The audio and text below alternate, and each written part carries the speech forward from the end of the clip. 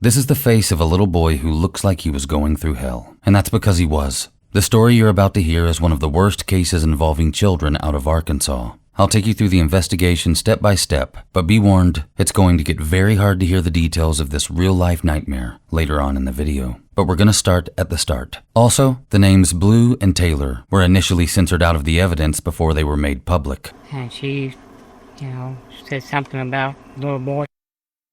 Was he with me?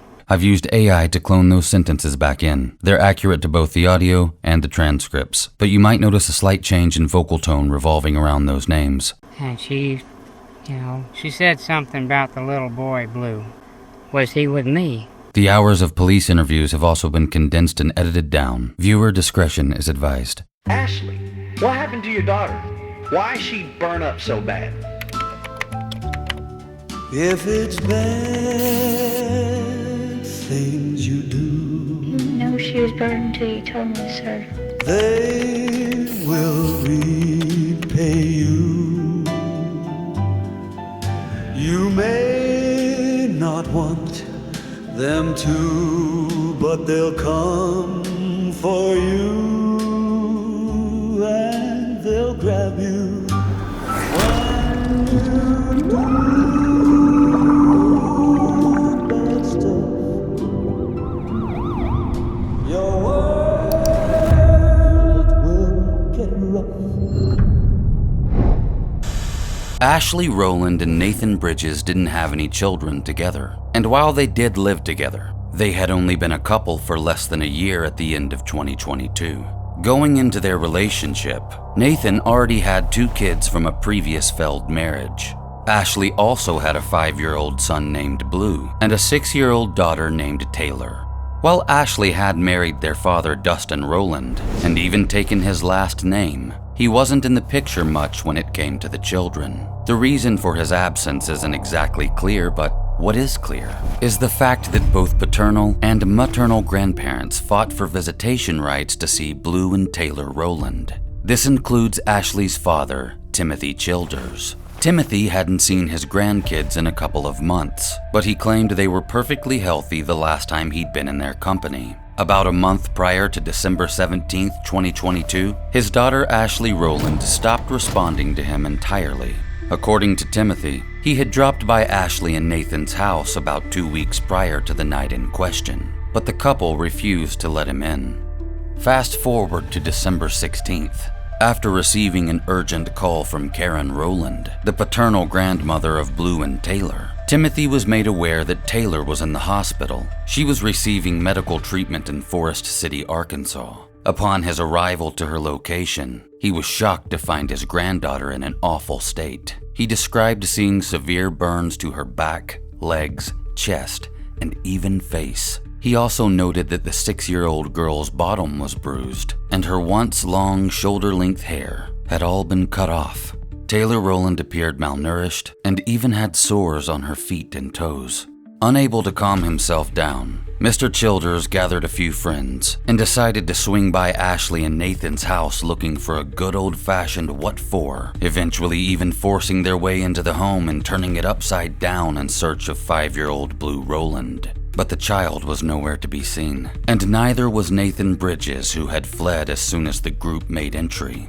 This case is one of the most shocking and unsettling cases to ever come out of my home state of Arkansas. The events that unfold were needless, disturbing, and as with any case involving children, heartbreaking. Most of the evidence you'll see and hear has never been witnessed by the public. The audio you're about to listen to is Timothy Childers' interview with the police moments after they arrived at Ashley and Nathan's house. The details revealed and what was discovered that night are unforgettable. And while shrouded in darkness, this story does not end without light. I'm Mr. Black, and this is One Crime.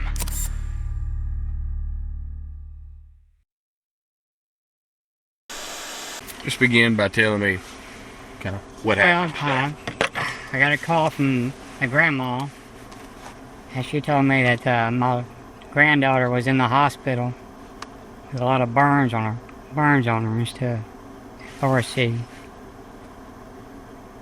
So she told me to come up there and look. So I went to the hospital, And she was in bad shape. She had burns all over her, malnutrition. She was just sick, bad. Feet was hurting and everything. And she, she said something about the little boy, Blue. Was he with me? I said, no, he was, let her know that she'd be alright, we were going to take care of her. So I told Grandma and Dad that I would find Blue. I'd find my grandson, And so the cop at the hospital said if he found Blue, he'd call me. He hadn't called me, So I got some of my friends and come up here. Knocked on the door, and the boyfriend answered the door, Nathan. And we asked him where Blue was at. He said he didn't know. And, eventually we got in the house. Searched the house, for him. And Nathan disappeared. Couldn't find him once we got in the house. And I tried to talk to my daughter, Ashley, about what happened to Blue. And she was telling me about Taylor in the hospital with the burns. And I've asked her how come she didn't, call an ambulance or take her to a doctor. And said she had an appointment with a doctor Monday or something, but I don't know. So I knew something was wrong because it just didn't feel right. Of course, my friends would tore the house apart trying to find him or the baby. Couldn't find either one of them. And I finally, had to get everybody out of the house so I could talk to my daughter alone to find out what happened, And she finally told me that it was an accident, she said. She said he was in the bathroom and he came out and he passed out on the floor, and she tried to resuscitate him, but he had passed away, and he was buried underneath the floor in the hallway. What's your daughter's name, Mr. Childers? Ashley Rolland. Ashley Rolland? Yeah. Okay. So you got everybody out of the house. This house right over here at 211? Yeah. Okay. And Like we tore the house apart, Right. And what do you remember exactly what you asked her? Did you say where is? I said, what happened to where, just where is it at? If there's accidents happen, just tell the truth, just tell what happened to him. We just wanted to find out where he was at. And no matter what, no matter how bad it was. Right. Took a long time, but finally she told me he was gone. And she said that, what's your grandson's name? His name's Blue. Is that a nickname or a given name? It's a given name. Okay. And she said, did she say what night? How many days ago? No. No. But he got out of the bathtub and collapsed in the hallway, is what Ashley told you, is that correct? I think she said in the living room. Of the living room? Okay. Ashley Rolland never told her father exactly how long Blue had been buried underneath the floor of the house, but she did admit that Nathan was the one that put him there. Ashley also told Timothy that the day the 5-year-old died, he had come out of the bathroom and simply collapsed in the living room. As soon as Timothy Childers heard the news, he made everyone leave the residence and then called the cops. Shortly after the authorities arrived, they found Blue's burial place under a carpet beneath the wood floor of the hallway. While the cops were on their way, Ashley agreed to speak outside with another woman who was at the house looking for answers. This woman's name is Rebecca Fitting. She's the ex-wife of Nathan Bridges. She's also the mother of Nathan's 2 children who often spend time at the house in question. Rebecca was able to shed more light on what it was like being in a relationship with Nathan. All right, Rebecca, tell me to start kind of from the beginning on the events that transpired today. And all right, it was about between 8 and 9 when a concerned friend had heard that a DHS worker was coming to Morrow. Now, this house that they were going into is my ex-husband. He had my kids Thursday night, and he brought them home Friday. I have full custody of them, but I allow him visitation. So she thought that it was my kids because she had heard from another person that there was a little girl involved in burns on her body and had her hair cut. And they were concerned that it was my little girl. So that's how I got involved. I called my ex-husband's mom because that's the only way I could get a hold of them. But she wasn't around them, so I asked her what was going on. And I said, and they're also looking for Blue, which is the baby boy. Me and Ashley, the mother of the children, we had spent some time not alone together or nothing like that. We went to like the graduation for my daughter for kindergarten, and you know, anytime that they came and pick up the kids, she was there, you know. Okay. And so we were acquaintances. Okay. So I was like, you know what? I'm going to go and I'm going to talk to her and I'm going to find out where this boy is. Because I already know she's lying because she was telling everybody that the boy was at the grandpa's house, but the grandpa was actually here looking for the boy. So I got in my truck and I came over here. Nathan was not here by then. So when I pulled up here, I started banging on the door because the door was locked. The grandpa was in there. He unlocked the door. And he was like, no, just let me talk to her. Just let me talk to her. And I was like, no, I'm not going to hurt her. I'm not going to put my hands on her and nothing like that. I'm not that evil person, you know. I'm not going to beat your butt. But I said, just let me talk to her. She will talk to me. Because I'm a mom, and I figured mom to mom would be best. I have young kids, I understand. Sure. So when he wouldn't let me in any further than the doorway, I called her name. I screamed her name. I said, Ashley, Ashley, come here, please, just talk to me. Mm-hmm. So she came out of the living room and came to me. Okay. And she was like, look, she told, I guess that's her dad, I'm not too sure.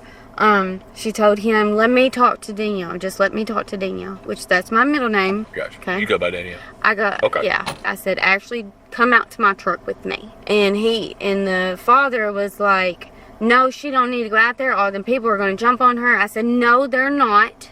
I said, if I tell them, don't touch her, they won't touch her because they're family. So we get in my truck. And I said, Ashley, where is he? She said, she bowed her head, she started to cry, which, I'm sorry, there was no tears coming out of her eyes. It was more like acting to me, it felt like. She said he is in the hallway between the bathroom and the closet in the hallway. He's under the floorboard, or under the floor, you know, buried under there. And I asked her, I said, did Nathan have anything to do with it? Which is my ex-husband. She said no. What did she say happened? She said he was coming out of the bathroom, and she said that she turned and looked at him and saw that something wasn't right. She was saying that his face started swelling up, then his body started swelling up, and that he was foaming, and then he just fell. He just collapsed in the hall. To be honest with you, I stepped out of the vehicle because I really needed a minute because I couldn't. My kids have been in this house, you know what I mean? I understand. And I had no idea. I'm a father too. And so I just had to take a minute, and by that time, the cops had officially arrested her out of the truck. So when I asked her if Nathan was involved, she told me no. But my ex-husband was very abusive to me. He was very abusive. How so? There was a couple times that I thought he was going to shoot me and my kids. Okay. Okay. Did he ever hit you? Oh yeah. I don't know if they're still there. There's a whole body hole from me being thrown into a wall. There's doors in the closets in the kids' rooms where he put my head through the wall. He choked me while I was 7 months pregnant with my daughter. I completely blacked out. There was this one time where we lived in Aubrey, and I was wanting to leave, and he would not. He wouldn't even let me out of the room. Every time I would get up, he would throw me back down onto the bed. We were out with my son, my oldest son, behind his mom's house. We would go out there and shoot because it's a wood and it had a creek. Yeah. And I went to pull the automatic back, and it chipped when it came back down. It chipped off a little bit, and he pointed the gun at me and got physically, like, verbally mad, like pissed off. Yeah. It scared me. So you know Nathan as a violent person, abusive person. But when we got a divorce, the last few years, it seemed like he had changed because he hasn't really been any meanness, you know. We were co-parenting. Sure. It's great. You know, it's been really good. You know, the kids haven't had any complaints or anything, because I would tell them, you know, hey, if there's anything that scares y'all or anything like that, you tell me, okay? Yeah. You know, and so far, I haven't had any problems, you know? Yeah, your kids haven't come home No. acting different, but strange bruises, anything like that? No. Okay. After Rebecca found out that Taylor Rolland was in the hospital, she decided to ask her own children about the little girl. They said that Taylor was kept in her room most of the time and only allowed out to use the bathroom. They also claimed that they were treated better than the 6-year-old. When asked why Taylor's hair had been cut off, the kids explained that she had gotten bubble gum in it. But when Rebecca received images of Taylor in the hospital, it became clear that this was not the case. After all, bubblegum doesn't leave burns all over a child. One of the last pieces of information that Rebecca divulged shows just how depraved this child's environment was and how desperate she'd become in the midst of her horrible treatment. Recently, like just before you walked over there, I was on the phone with Nathan's mom, Sheila. She said that they've been having problems out of Taylor for the last couple months with banging her head against the wall and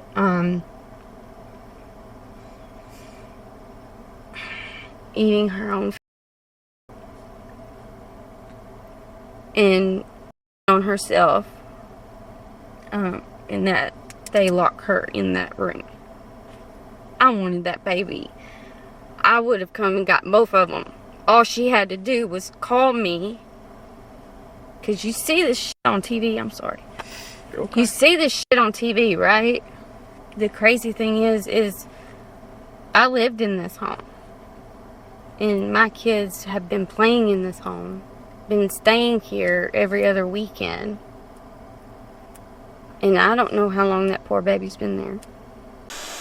Rebecca has just told the interviewing officer some disturbing information that is likely yet to fully sink in for herself. Remember, this is all information she received only moments prior to this interview. This means these are details she's probably never had a chance to say out loud. I can't imagine what was going through her mind that evening. You're hearing a mother realize that her kids have been stepping over the hidden corpse of a child that died under mysterious circumstances and went unreported in a house that she used to live in with her abusive ex-husband. But she's also coming to terms with the fact that the deceased little boy's surviving sister has been through a nightmare. You can hear the pain in this woman's voice. The sheer regret of being unaware that these children needed help literally seeps through the cracks that house the tears she's holding back. These are kids, she knew. I believe Rebecca would have done anything she could had she known they were in trouble. And yes, Nathan had harmed her in the past, but he didn't seem to have a major history of being violent with children. One can certainly be forgiven for believing that a past volatile relationship was rooted in a youthful lack of experience. It's true, people can change, and I believe Rebecca thought her ex-husband Nathan Bridges had. Unfortunately, I think she was right. I just don't think he changed for the better, but rather for the worse. I think Nathan just got better at hiding it. We're going to get to all that, but the next person the police interviewed was Ashley Rolland. This is her first of 2 very different voluntary statements, and I'm sure we're all real eager to hear what this little bumper sticker has to say. Hey, I'm Travis May. Meet you. Nice to meet you. I wish we was on better terms. Actually, before we get started, you know how things go. I'm sure you've seen cops and all that type of stuff, and the nature and the scope of what's going on today. We got to read you your rights, okay? Okay. Can you read and write well? Okay. All right, Ashley. I know this has been a really, really hard day for you, and I'm sure it's been a really, really hard time coming, okay? But what we need from you is just to know what happened, okay? Because we know you have a side of the story to tell, and we need to know what happened, all right? Will you tell us what happened, Ashley?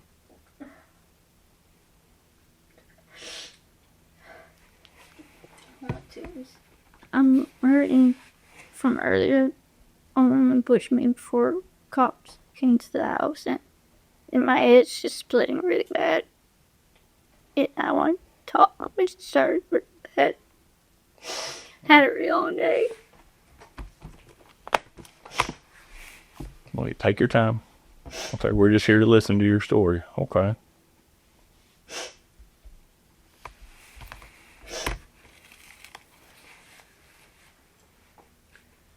Ashley, let's start from the beginning, okay? Let's just start a little bit from the beginning, okay? Let's talk about your day. Go ahead and tell this officer what happened with your day today, okay? Yeah, let's just start from the beginning. Okay. Let's just try to start a little bit from the beginning. You okay? Just take your time. Woke up this morning. Mm-hmm. Gave Taylor some breakfast cereal, oatmeal. It's like an off-brand of Fruit Loops in a bag. And I was just giving her some cereal. And Nathan took his kids over to his brother's house so they could play with their cousins. I stayed at home to make sure she was okay, because she's still healing from the allergic reaction that she had. I don't know how to explain it. It was, her face swelled up about a week ago when she was healing from it. And I just wanted to stay home with her and take care of her today. And the next thing I know, a cop is knocking on my door with Karen and her mom. And they said that they had to take the kids away. I didn't know why. I know I missed court yesterday because the stupid truck and battery wouldn't start. I explained to both her and the police officer that please don't freak out. She's still healing from her allergic reaction. Please don't pick her up and just, harsh or nothing. Be gentle with her. That's all I asked. I said, and please, whatever you do, please do not give her any mustard. Because I'm pretty sure because it was the last thing that she ate, but I don't know how allergic reactions work. And I dressed Taylor, put socks and shoes on her, and a coat, and a hat, make sure she was warm. Her hair was a little short. She had an incident a few months ago back in summer. She ended up, she was outside playing with the kids and stuff, and had an instant warm hole in her hair. I don't know why. I tried to save her hair. I tried to, not cut her or anything. It just kept falling out. So I ended up patting it about her hair so that her hair felt natural.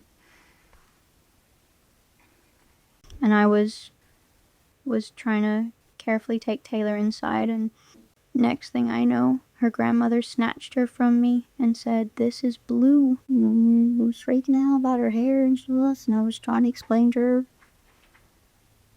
about that. I know it makes me look like a bad mother. I feel bad if she ended up having her hair cut like that. I wish it didn't have it. I wish that I could have prevented her hair from falling out like that and had something I could put in her hair to prevent it from happening. And I didn't know she was allergic to anything. She's always had a lot of medical issues since she was born. Yeah, she's always been the one that got sick. Yeah, I always took care of her. Even though I don't know, I always loved her, always took care of her, no matter how low she was trying to be on me. I don't know, it's like she was not really a whole lot of physical violence towards me, just, saying mean things to me, not doing what I asked her to. I tried to get her to her schoolwork. She wanted that because I had to put her in homeschool because she kept peeing on herself a lot, and the school wouldn't take her. I couldn't understand why she was peeing on herself so much. And she just kept telling because her grandma always let her pee in the bed with her, so she thought that it was okay for her to pee on herself and be changed. And I kept telling her, I said, "Can't do this. It's not healthy. It's not healthy for your body. It's not healthy for you to sleep in your bed like that. I want to keep you clean. I want to keep your bed clean." Anybody else come to your house today, Ashley? Yes, sir. Who was that? Out of nowhere, just a whole bunch of people showed up. My dad was outside. Some other guy that I don't even know who he is, and I was trying to talk to my dad, and I was like, too many people. I have really bad anxiety issues. I don't like talking to too many people at once because I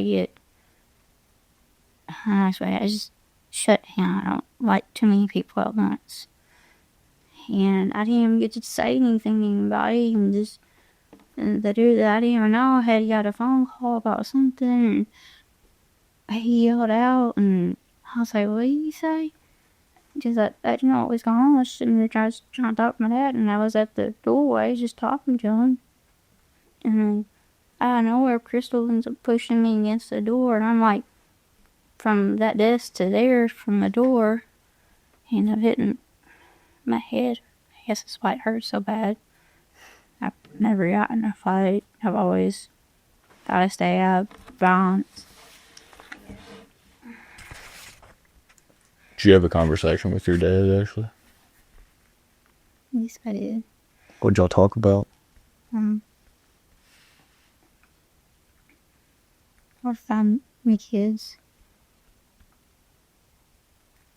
And it made me really upset that my ex and his mother, the person that I had my first kid with, was outside with his mom and his sister, and that really made me upset because they have nothing to do with anything. I haven't seen them in years, and that just really made me upset.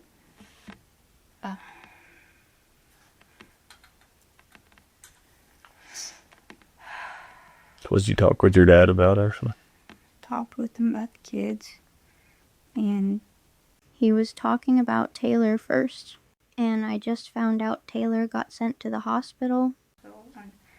I'm trying to calm myself down because hearing about her being in the hospital, it freaks me out. I'm like, hearing her being hurt, like, I don't want to see her in the hospital. She's been in the hospital way too much as a kid, being sick all the time. She ended up having a heart murmur when she was born, and then had an eye surgery. She's just been through way too much. And I just wanted to show her that I could take care of her, and she didn't have to. What did y'all talk about after you talked about Taylor? What did you tell your dad about Blue, Ashley? Still, I'm want to hate me. I feel bad enough for everything. Nobody's gonna hate you, Ashley. They do. Everyone hates me. It's something that I couldn't help. I don't believe. I heard enough as a mother. Do what? I heard enough as a mother. Okay? I lost too much. I don't have anything left. It hurts so bad. Ashley, listen. You are a good mother, okay? You were just sitting here telling us about all the conditions. Okay, well, just listen. You were sitting here just telling us about all the conditions. Everything you knew about Taylor. You knew every part of it. You knew every single thing that she's ever gone through. Okay? First, you got to quit thinking that you're a bad mother. Okay? It don't matter what people think. Okay? It don't matter what people think. You got to know in your heart what you are. I do know that. And I believe that with all my heart, okay? I love those kids. I would never hurt anybody. I always help people. I've never gotten in trouble. This is the first time me ever being in handcuffs. So, Well, I know. I blame myself, okay? I feel because I'm the mother, I'm supposed to make sure that you're okay. I don't know what happened. I know. I feel so hot. A lot of things are out of our control as parents, Ashley. Okay. It happened so fast. I don't know how to explain it. What happened, Ashley? It's okay. Where do I start? I mean, it just happened so From the beginning. I don't. Because he was never the one that gets sick. He would always, if he got sick, he'd be sick for a day or two and he'd be fine. He always had a strong immune system, and I thought whenever he gets sick, it always, and then, it's just, he was the huge mama's boy. His birthday was today. It's today. It's sir, I'm 60. I don't know how to explain it. Just tell us what happened, Ashley. It's okay. We just need to know what happened. All right? I don't even know what exactly happened. It just happened so fast. What happened? It's okay. Whatever you can remember, it's okay. All I know is that he went to the bathroom and he came out. He wasn't acting right at all. I don't know what happened. He just fell, and I was trying to help him so I could get him to the hospital. I didn't know what happened. I don't know. That's why it hurts me so much, because I'm his mother. I'm supposed to know, and I don't know. I'm hurting so bad because the mother's supposed to know what happens to their kids. It was supposed to know every detail and to make sure it's okay. And it hurts me the most that I don't know what happened.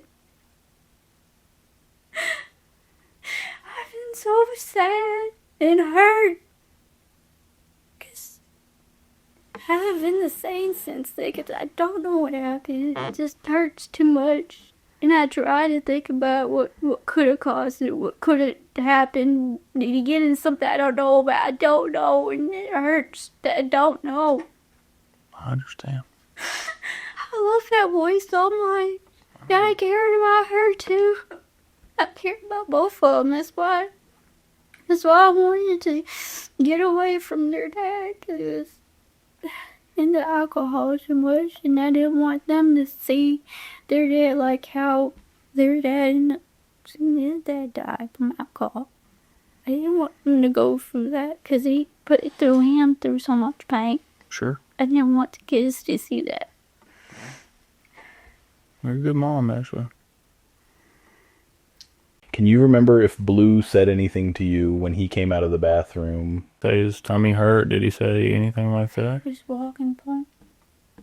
His eye was kind of like unresponsive, kind of looking like he just threw it backwards. I'm like, you okay? What's wrong, Boo-Boo? That's what I was thinking with Boo-Boo.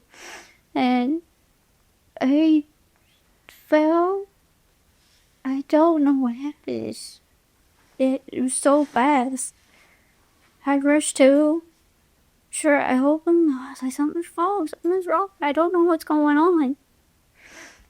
And I was trying to. He didn't have pulse. His pulse was getting weaker. And like I said, I don't know what happened. It just happened so fast. I don't know what he got into.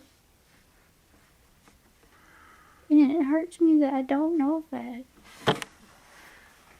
Was anybody home with you when it happened?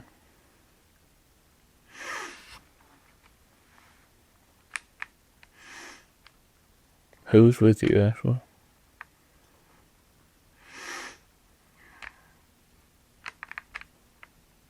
It's okay. I don't want anyone else to be involved in this because it's no one's fault but mine because I sure kept an eye on him. I don't know what he got into in the bathroom. Ashley, don't blame yourself. You're a good mother. We know that. Okay? We both told you that. All right? Like we said, we need to know what happened to Blue. Okay. I know you loved him. I know it tore you up. It still does. Who was in the house with you, Ashley? Taylor was. Okay. She was in the next room in her bedroom. And I feel like about it. She was there. She didn't say anything, but I know she heard me screaming, trying to get it home to be okay. Who else was there? Was Nathan with you, Ashley? He's with his kids. Do what? He was with his kids. Where? He was with them in their bedroom. And I was trying to help Blue. And I didn't want them to see him like that because I didn't know what was going on. And I was really hoping and praying that he would pull through. And I just don't know what happened. Did you call for Nathan to help? Or call 911? Or go to a neighbor's house to get some help? Or I didn't know what to do. I think I was so hurt by what was going on because I didn't know what was happening. But I think I didn't accept it. I was so hurt. Oh, there's my baby. yeah. Because I lost my first son. His dad took custody of him because of the person that I was married to being an alcoholic, and that just hurt me worse. And it sucks because I can't get worse. I don't want to replace my baby. It just hurts that I don't have him to love, to hold, to get her really sick.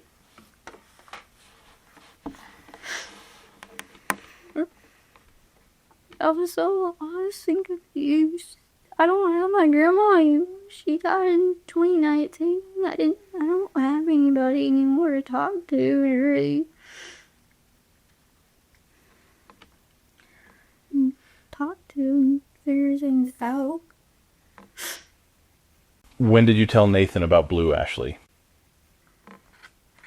Did he hear you screaming? And because we know you were upset. Yes. Okay, did he come out of the room?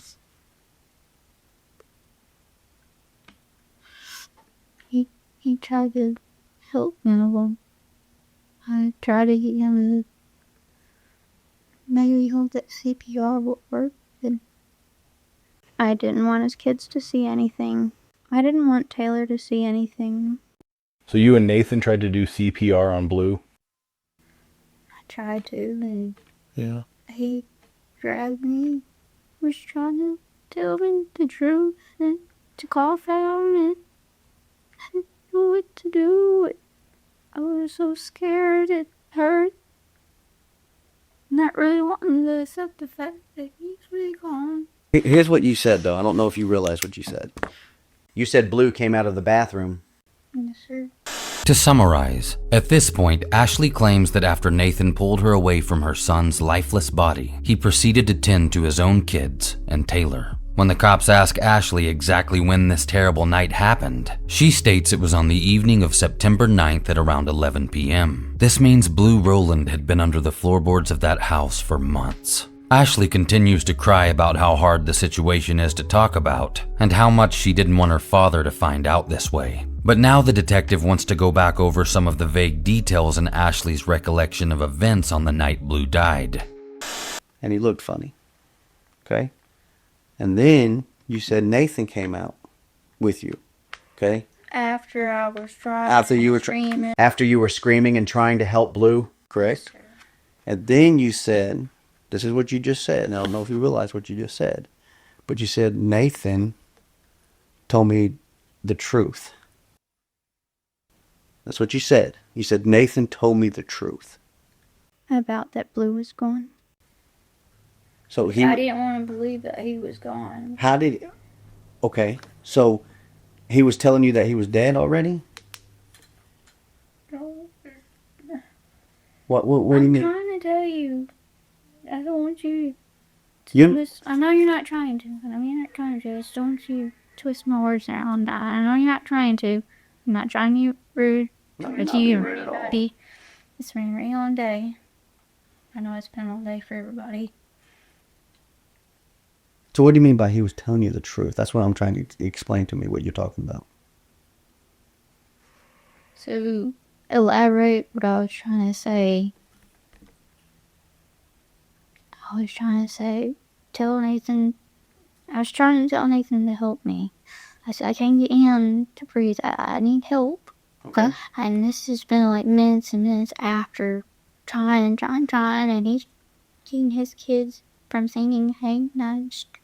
And I finally, after trying really hard, I can't get him to have a strong behavior and saying, I have hope, try him, get him come back.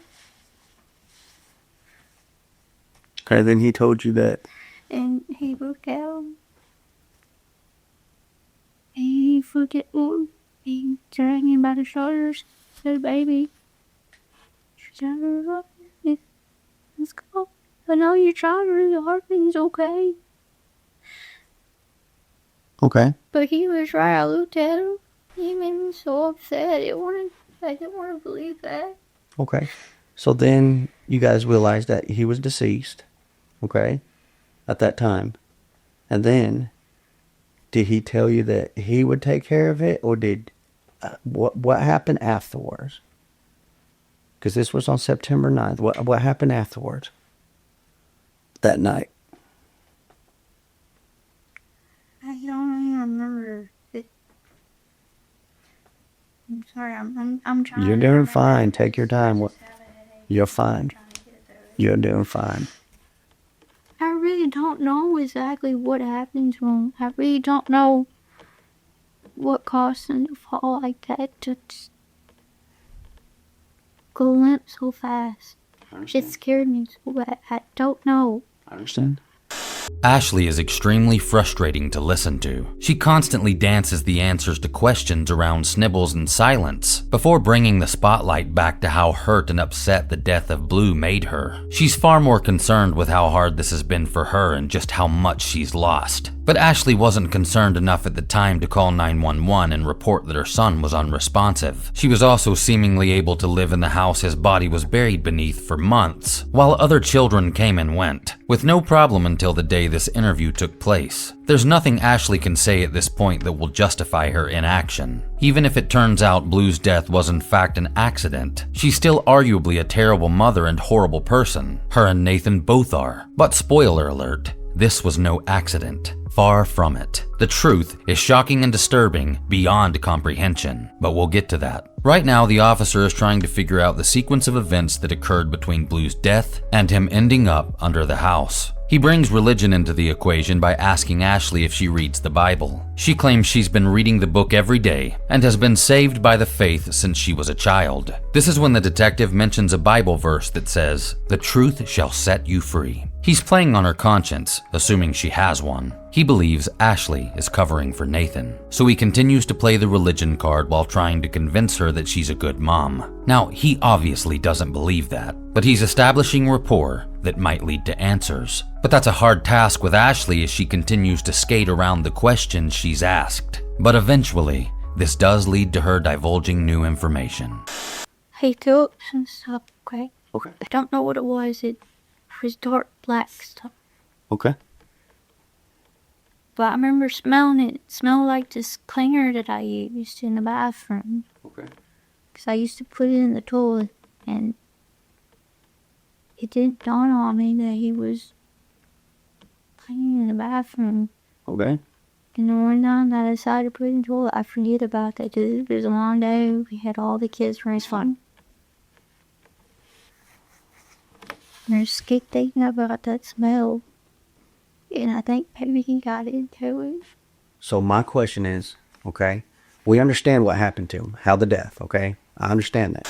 Earlier in the interview, Ashley made remarks about how she didn't know what Blue may have gotten into while in the bathroom that could have led to his demise. But at the time, she never mentioned him throwing up anything black. Now that she has, she also recalls smelling the dark substance and how it reminded her of the cleaner she used in the bathroom Blue was playing in before he died. If this is the truth, Blue's death was clearly an accident. But why is Ashley so adamant that she can't remember when she clearly can? After all, she just stated that she can't quit thinking about the cleaner she put in the toilet. The thing is, if she smelled the dark substance at the time and it reminded her of the cleaner, why on earth didn't she call 911 immediately and tell them she suspected her unresponsive 5-year-old son had ingested poisonous chemicals? These are the types of fallacies detectives observe in interrogations that lead them to poke holes in flawed reasoning that exposes the raw truth. It may take several punctures and repeat questions, but this is often what helps reveal key details. We can hear this in action with Ashley's interview. Right now, she's claiming to feel bad and at fault for what she wants the officer to believe was an accident. No one thinks that's the truth, but the cops want Ashley to think it's what they believe. It makes them appear to be on her side, which is causing her to open up. They think someone else was also involved in Blue's death and that Ashley is protecting that person. But they'll have to fish their questions through the dark gaps of time in Ashley's story to find answers that actually bite. My question is, though, Ashley, look at me. My question is, how did he get to his final rest? Did he get there the same night? It was technically, I don't know, because it was so late at night. Okay. So it was technically kind of the same night, just morning, early mornings. Something like that, guess. It's hard to pinpoint. So, my question is, how did he get to where he's at? You understand, Rolland. This is really hard for me. I'm not trying to make it hard, I promise. Do you understand? I don't want anyone else. Ashley, listen. To be at fault for what I see it. Ashley, listen. It don't matter. Because I asked them to help me. Okay, that's fine. But that's all I want you to know is tell me how he helped you. Tell me how he helped you. What did he do to help you? Look at me. I'm going to go with you, ask him to help you, okay? Now you tell me, how did he help you?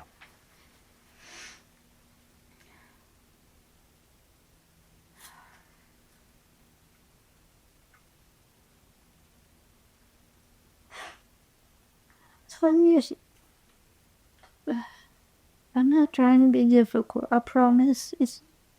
I haven't probably grieved over things that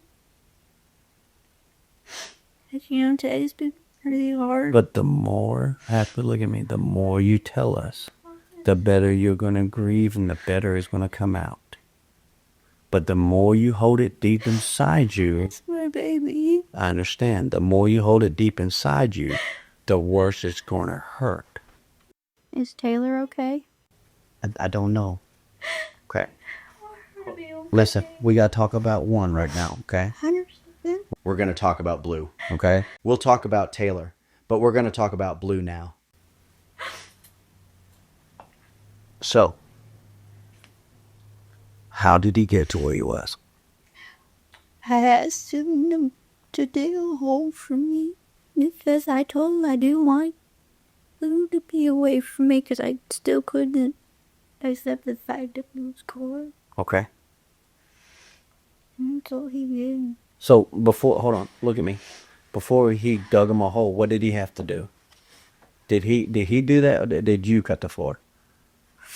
It was already falling through. Okay. And he had some pieces to make it thick enough. So, what did he use to cut the piece with? I don't remember. Okay. Was it tools? That's what I'm asking. Yeah. Okay, that's fine. All right. So, and then he's the one that dug the hole. I asked him to. I understand that. Okay, I understand that. And then he dug the hole. Okay. And then what was he in? Blanket. What color blanket? Um, What color you think it was? But he was in a blanket. You know for a fact he was in a blanket. Boo Boo is going to have an autopsy.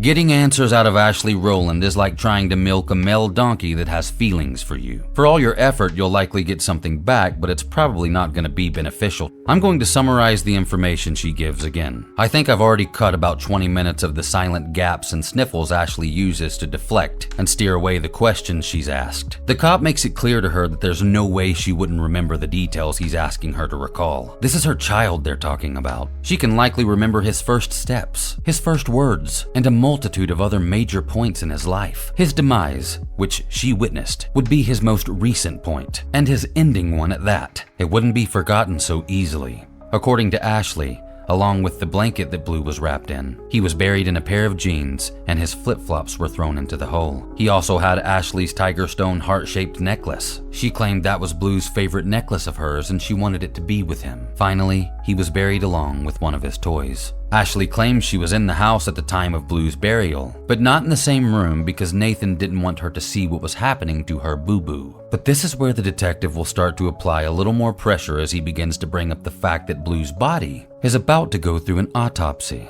and autopsies have a habit of bringing a lot of darkness to light. Please be gentle, my baby. Yes, but listen to me.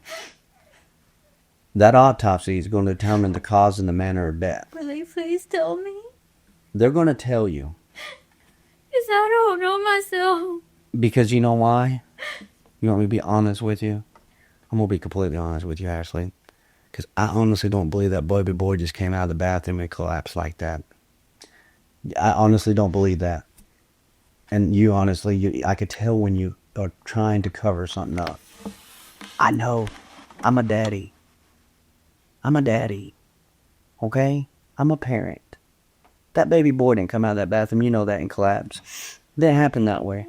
Listen, Ashley, it did not happen that way. You know that. And you know why? You want me to tell you another reason why? Can I tell you? Please. Yes. I'm not trying to be real. I'm not trying You're not going to be interrupt you. I was raised to be polite, not to interrupt people. He was acting weird all day. That day we were picking the kids up from school. I didn't know why he was acting so weird. I've been having issues with his sister before that. It scared me really bad. And I still loved her. I still wanted to take care of her. I was trying my best to keep them separated. Okay. Sorry, it hurts to talk about because it... No, you need to talk about it because it will help you feel better. But the only way you're going to feel better if you tell us the truth. That's what I'm trying to do, sir. Okay. So what happened on September 9th night? Summarizing again, Ashley continues to blame herself for Blue's death, but only by taking responsibility for putting the cleaner she claims the child might have ingested into the toilet. But the detective refuses to let her fall back on that excuse and instead decides to change the question slightly. It's crucial that he keeps Ashley from leaning into the denial she's so set on using as a crutch. She's comfortable there because in her fantasy, the only bad guy is her. And only at the hands of a terrible mistake. But what happened to Blue, and Taylor for that matter, was no accident. A new question with roots in the same grass just might get authorities closer to answers. And it began with a Freudian slip from the mouth of the lead detective. But was it actually a slip or a tactic? You be the judge. He was acting weird that day too. And I don't know what was going on. It was all happening around the same time that his sister was hitting him in his seat. And that day he was acting really funny. Like he wasn't his normal self. He was not wanting to talk. He wasn't being very responsive. That makes sense. He looked like he's really out of it. I said, what? No. So you think his sister did something to him? I don't know. Ashley, you want me to? I'm gonna be frank with you now, okay? I'm gonna be completely frank with you. First story was Hold on. Look at me. There's no time. Don't look. Put your head down. Now we're going to talk. First story was, we've been in here probably for at least an hour. Okay. First story was he probably went in the bathroom, drank some cleaner, came out, looked at you. Hold on. Let me finish. Let me talk now. He came out. He stumbled. He hit the ground. We gave him CPR. Second story now, after I've told you about autopsy, okay? Because I told you it's going to show the cause of death and the manner of death. Now our second story is, okay, understand this now. This is 2 stories within an hour. 2 stories is maybe the sister has been hitting him sometime. He has bruising on his stuff and everything. And the grandma has been telling her to hit the boy, and now the day of September 9th, he was acting really weird, coming back and everything, and possibly the sister may have caused trauma. You want me to tell you why? And I'm going to be frank with you now, okay? Do you want me to tell you why you have changed your story? It's because something happened to Blue, and we're going to know what happened. His sister did not do that. His sister did not. I know that. Okay? You know what happened to Blue. I know what happened to Blue. He knows what happened to Blue. And I'm just going to tell you, as a mom, it don't make a damn about that man. Don't make a damn about him. Because you know why? He didn't care. You understand that? He's put you through this. And I've tried. And it's really making me angry now because of the fact that you're a good person. You're sitting here because you are scared to death. Because you know the truth. I know the truth. When that cause of death comes out and the manner of death, we're going to know. And here's the other thing. The bad part about this is I believe with all my heart. Look at me. I've been doing this for 24 years. I've interviewed more people in these chairs than you can imagine. I believe in all my heart he has told you to tell these stories. I'm sorry, I'm not trying to make you angry. You're not making me angry. I'll clarify that. You're not making me mad. You're kind of hurting me because of the fact that I believe in my heart you're 100% a good mama. But I know in my heart you know exactly what happened to Blue. I know exactly what happened to Blue. He knows exactly what happened to Blue. And I'm going to prove what happened to Blue. And the only way I could do that, Ashley, is you tell me what happened to Blue. Because here's the deal. If you don't tell me, it looks like that you are a bad mama. And you don't want everyone to think that you're a bad mama because you did not do this to Blue. I have given you every opportunity to tell me what happened. Because I've already know. I already know things more than you could think of. So I'm going to ask you, here's the deal, okay? Look at me. This is the last time. This is absolutely the last time. I want you to be the mother that you are deep in your heart. And I want you to tell me the truth because it's only fair to Taylor. And Boo Boo. That's it. My baby. That's right, it's your baby. And I miss Taylor. Okay. So here we go. Look at me. Look at me. We're starting from right here fresh. And I want the God honest truth because I know the God honest truth. Now I'm going to ask you one question, okay? And you can look at me and just say yes or no. Okay? Did you cause the death of Blue?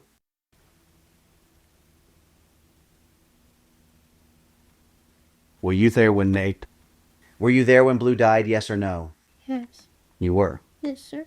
It's minutes before Ashley finally gets around to her third story about what happened to Blu Rolland the day he died. After more long pauses and attempts to harvest pity as a grieving mother, Ashley finally says that in her heart she thinks God is telling her to tell the truth. Ashley oddly claims to be a Christian, yet her Facebook page says she's also a spiritual healer and pagan who does tarot card readings and more on TikTok. Now, I'm no religious expert, but one might classify that as not very Jesus of her. To summarize past all the fluff, Ashley claimed that September 9th had been a really long day and that at the end of it, Nathan was sitting on a couch playing video games back at the house while Blue was standing nearby. At some point, Ashley claims it looked like the 5-year-old had something in his mouth. For the record, she never stated that Blue was choking, and that doesn't seem to be what she was inferring. Regardless, she claims Nathan grabbed the child and tried to take out whatever was in his mouth. This is when she claims that Blue bit down hard on Nathan's fingers and refused to let go. She also said that Nathan didn't hit the child, but he did rush Blue into the bathroom in an attempt to get him to let go. Then she said Nathan splashed water on Blue's face that came from the toilet. Apparently, this was the only water in the house at the time. They didn't have running water because of money issues, so it's a good thing Nathan had an Xbox so he could take his mind off of that. Anyway, according to Ashley, after Nathan splashed Blue in the face with the toilet water multiple times, the child eventually let go. She claims the rest of the story played out exactly like she previously claimed,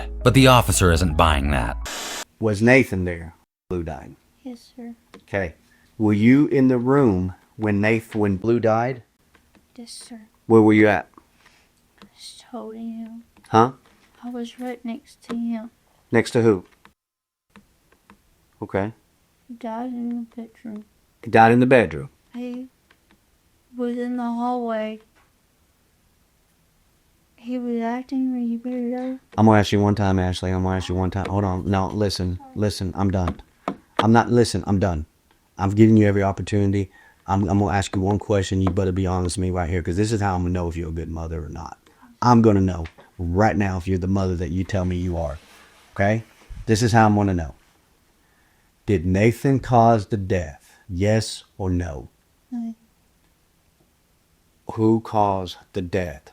The kid does not get in no chemical, because your story first is a bunch of bull. The second one about his sister hitting him is a bunch of bull. You know, and I want you to be the mother you're telling me you are, because if you're not going to be the mother you're telling me you are, I guarantee you when that cause of death comes back and that manner of death comes back, it's going to show what happened to that baby boy. And then I'm going to know what kind of mother you are.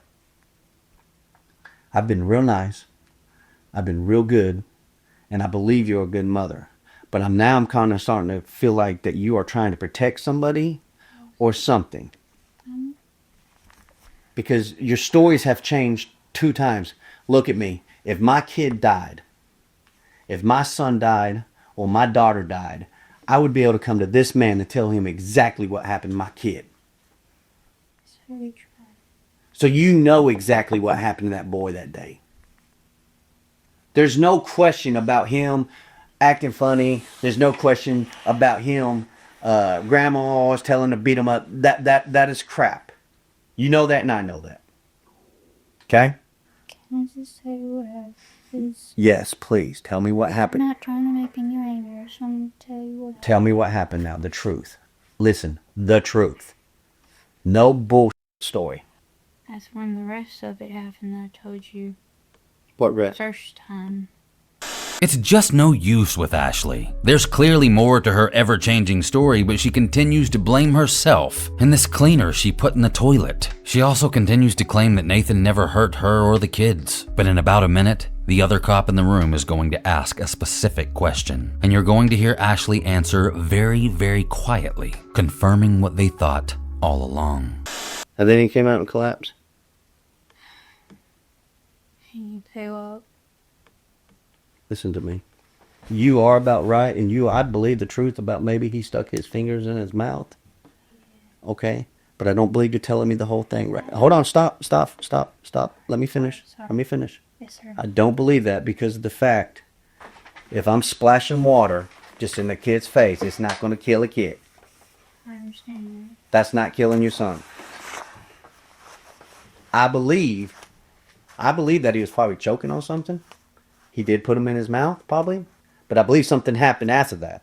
There was no reason for you to say Nathan never hit him. You know why you said it? Because Nathan hit him. Point blank. And you know that. And you know what's so bad? You know what's so bad, Ashley? Look at me. You sit there and watch him hit your son. And that's why it hurts so bad. And you know what's so bad? Is that you're scared to death of him. Okay? I know what happened to him. Okay? Your son did not die from water in his face or the chemical. Your son died, and I'm going to look at me and I'm going to be blunt with you. It's because of Nathan. Nathan. Blue would be here. And you would be able to take care of him if it wasn't for Nathan. And my question is this. Why would you protect that vulture? Protecting buddy. Yes, you are. I just don't want him to lose his kids because he didn't do anything. He would try to help me. No, that's bullshit. And I'm gonna call you out on it, Ashley. Look at me. Stop. Be the mama that we think you are. Tell me the damn truth. You know and I know, because you said the truth, but you didn't want to say it because you and I know, because I never asked you about him putting his hands on him or nothing. You're the one that said, oh, Nathan never hit him, though. You know why? Because Nathan hit him. Sir, Ashley, he did not hit him. listen to me very carefully. Tell you. Hold on, no, stop. Now I'm done. I'm done. Please, Listen, no, listen. We're at the point now. please. No, listen. That cause of death, I wasn't in the room. thank you. I was in the living room and the door was open and he was in the bathroom, so I don't know exactly what happened. I just know that when he came out, he was wet. You know what killed your son? And you know what killed your son. It would be so much better on you as a mom if you just say what killed your son. I just want him to be okay. Hey. I miss my baby. The release that you're going to feel in about 10 seconds when you tell me exactly what happened is going to be an incredible feeling. I know. So tell me right now. What happened to Blue? How did Nathan kill Blue? Ashley, All I remember. how'd he do it? None of this. All I remember, none of that. Just say, did he punch him? No, sir. Did he drown him? In the toilet? I know he did. It hurts so bad. Listen to me, Ashley. It's my fault. Did you see him? Did you see Nathan put? Blue's head in the toilet? No, sir. You didn't? No, sir. I was in the other room. I was in the living room. That's the only thing I know. I didn't hear anything. All I heard was sound like water. I think it just went too far. I was trying to tell him. You didn't do it, Ashley. It's not your fault. Into the living room. And he wasn't standing upright. He was not wanting to stand on his own.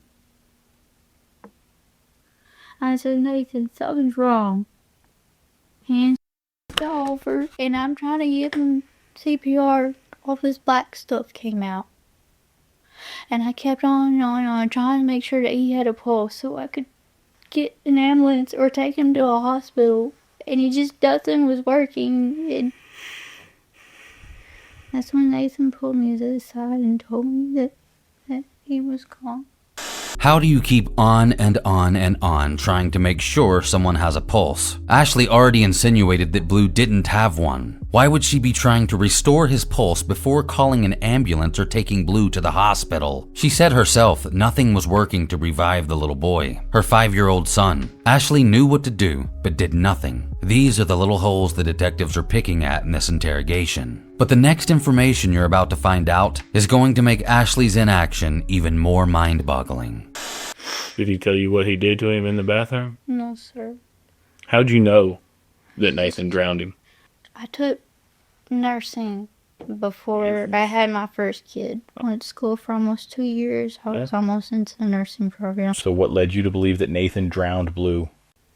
When someone throws up stuff like that, Mm-hmm. and I could just hear it, and just the way his body swelled up tells me that his lungs was filled up. I just feel like it was a terrible, terrible accident. It shouldn't happen like that. It shouldn't have. It wasn't an accident, Ashley. I know he got Nathan killed your son. he got Okay. mad, Yeah. and he never got like that before. It just So let me ask you a very question, careful Ashley. way. Your son bit his fingers, Yes, sir. and then he took him to the bathroom. to try to let go. To get him to let go. He wouldn't let go of his fingers. He was able to open his mouth enough to where he can get his fingers out. Okay. After He Nathan, loved that. after Nathan got his fingers out of his mouth, what happened, Ashley? For some reason, he was acting like he was sleepy or something. And I made the remark, why don't you just try to put some water, because we had some gallons of water. Okay? I thought he was gonna splash a little water, But then what did Nathan do? to his head and toilet his head. And he didn't know that I had put the... Hey, I'm not trying to, I promise. I promise. Okay. Promise. So Nathan put Blue's head in the toilet that was full of water. For how long? It wasn't very long. It didn't seem like it was very long. It was like quick, and Why did he put him in the toilet though? I don't know. Because you said his hands were already out of his. Yes, sir. So he took his hands out. So he took him in there to punish him. That's exactly what he did. He was mad. And here's the other thing. That's not the first time he's probably punished him like that. No, it's not. Here's the deal. Okay, your daughter is in the hospital with major burns. Okay? I didn't know it was burns. It's burns. You want me to tell you why? It's because Nathan is violent. Nathan is mean. And I'm just being frank now. I'm done. I've been in here for 2 hours. You guys have a wire, or maybe Nathan does, where it holds the girl's door closed where she can't get out.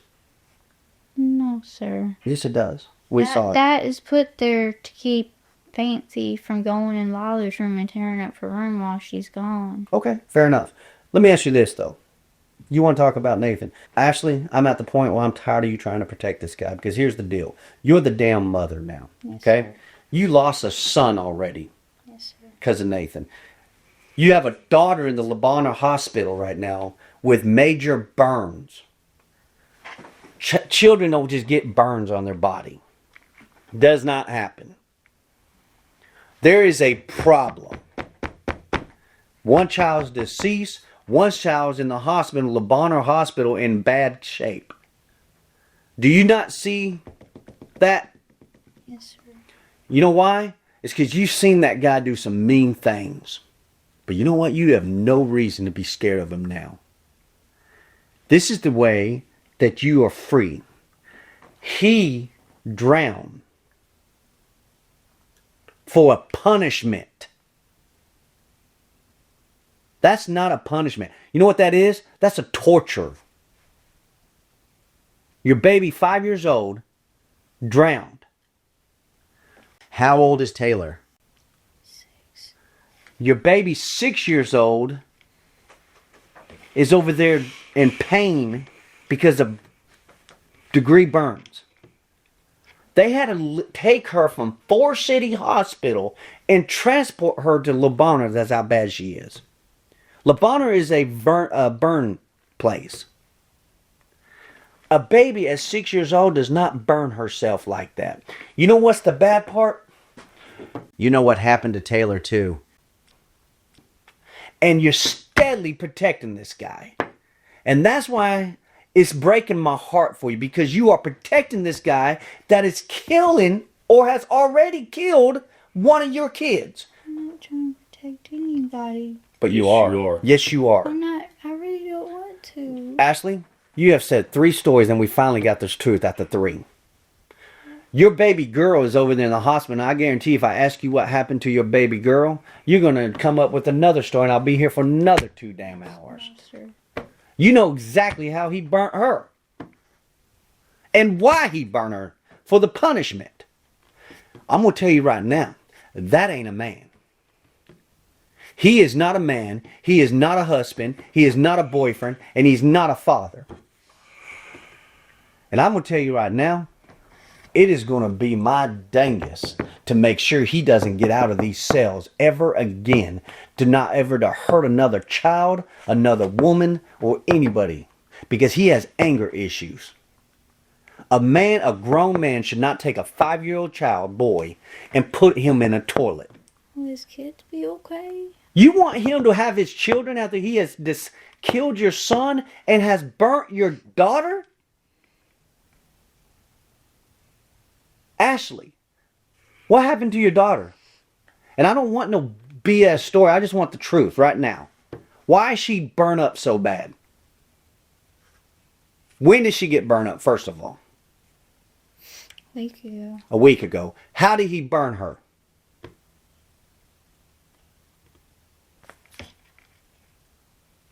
What did she do to get the punishment of getting burnt?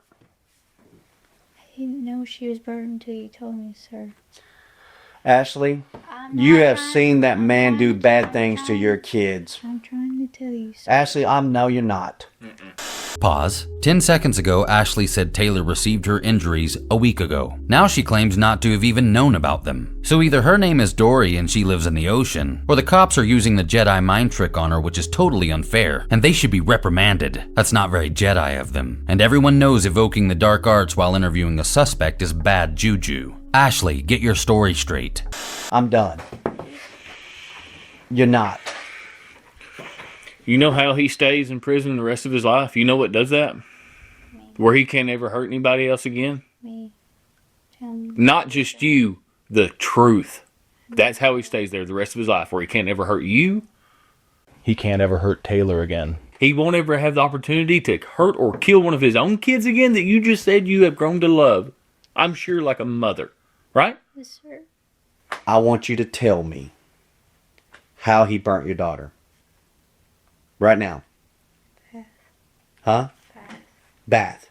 He drew hot water bath? Huh? Yes, sir.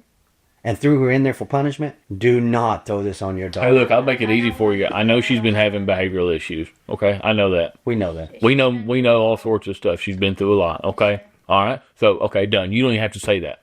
He drew a hot bath and put her in it to punish her? Yes. That is not so hot where second degree burns. When you were there, was she screaming? Was she screaming? She was, wasn't she? Stopped it. Huh? Stopped it. I know you did. You're a good mama. You can stop it forever right now. Ashley's first interview concluded shortly after this. She maintained that burying Blue under the house was all Nathan's idea, but did state that she wanted her baby to be close to her. She doubled down on the narrative that Blue unsteadily walked himself out of the bathroom after Nathan took him in there before collapsing, which makes zero sense because she previously stated his body was swollen up and seemed to be full of water. She also claimed Nathan never threatened her if she were to report Blue's death. Instead, she claims that she cares about everyone else so much and that no one ever cares about her. But she believed Nathan did. And that was obviously more important than the fact that he murdered her 5-year-old son by drowning him in a dirty toilet. All right, Nathan. You've seen cops before? On TV? Yes, sir. Sorry. Yeah. I'm half asleep still. I understand, man. I'm with you. So you've heard of Miranda rights before? The formality before? Okay, we're going to do it again. This is just a formal deal, okay? That's your name right there at the top. We're at the Lee County Sheriff's Office, 7:20 in the morning on December 17th, 2022, okay? You reading right? Yes, sir. Okay, good deal. All right, I'm going to start right here and just go down right there and just write your response and speak it verbally as well, okay? Before we ask you any questions, you must understand your rights. Do you understand that you have the right to remain silent? Yes, sir, I do. Do you understand that if you cannot afford a lawyer, one will be appointed for you for any questioning, if you wish, at no cost to you? Yes, sir, I do understand that, but when does that happen? When is that offered? Because I cannot afford one. I definitely would need a lawyer. During whatever time, during the proceedings, if there's proceedings or whatever, and when the court say, okay, now is the time for you to have representation, or when you request one, okay? Do you understand that if you decide to answer questions now without a lawyer present, you will still have the right to stop answering at any time? You also have the right to stop answering at any time until you talk to an attorney. Yes, sir, I do. I read the statement of my rights to understand my rights. I am willing to make a statement and answer questions. I understand and know what I'm doing. No promises or threats have been made to me, and no and no pressure or coercion of any kind has been used against me. The sign right there, if you're willing to talk with us. I think I'm on right and wait on a lawyer. I've never been in any trouble. I don't know what to do, and I need somebody smarter to tell me what to do. Okay. So you want to wait till you have an attorney present before you answer any questions? Yes, sir, absolutely. Okay.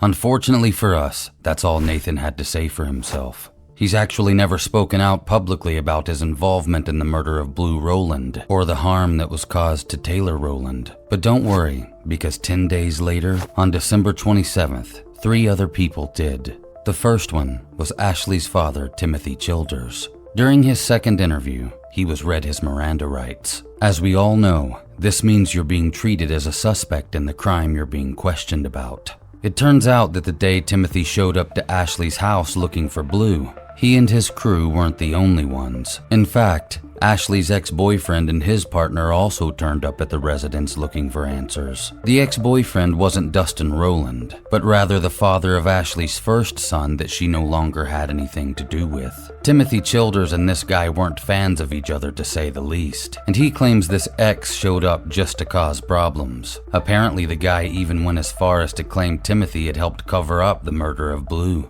But the fact is, Timothy Childers hadn't ever been inside that house. He'd been fighting for visitation rights to see Taylor and Blu, and hadn't been allowed to see them since around June. Then sometime in September, Ashley went dark and stopped responding completely. Timothy had no part in or knowledge of what happened to Blu and Taylor.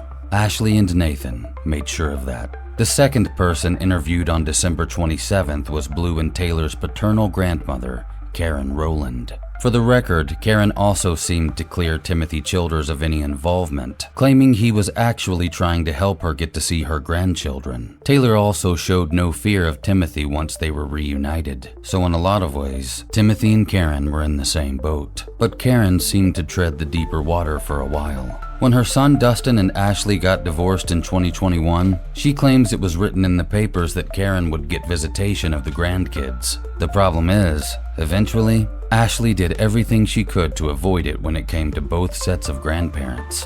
This is why Karen and Timothy had to work together, but that was hard for a while because it wasn't even clear where Ashley lived. Whenever Karen actually did get to see the kids, she had major concerns. And to her merit, she raised those concerns in about every way she could. She claimed that any time in the past when she picked Taylor up, the girl smelled like marijuana. She also couldn't understand why the child had head lice for months at a time either. Eventually, Karen decided to contact Taylor's former school in Wynne, Arkansas, and ask them to look into the matter. But the school couldn't relay information back to Karen because I guess Karen wasn't Taylor's legal guardian. They did take her statement, however, and agreed to use it in their investigation, but unfortunately Taylor was taken out of school at that time. Karen had actually called DHS to report bruising on Taylor's bottom while Ashley was with a guy named Kevin Walters too. This was one of Ashley's boyfriends between Dustin and Nathan, so concerns of abuse and neglect didn't just start when Nathan showed up. At one point, Ashley and the kids moved to Dexter, Missouri for about 3 months before things went sour in that relationship.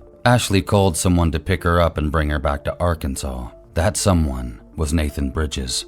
Even though Karen Rolland made multiple reports concerning the welfare of her grandkids, nothing substantial was ever done about them. She was allowed to FaceTime them once in July and is on record pleading with Ashley via text messages for visitation. But Ashley refused. Desperate and worried, Karen decided to reach out to Timothy Childers and ask him to try and help. He did.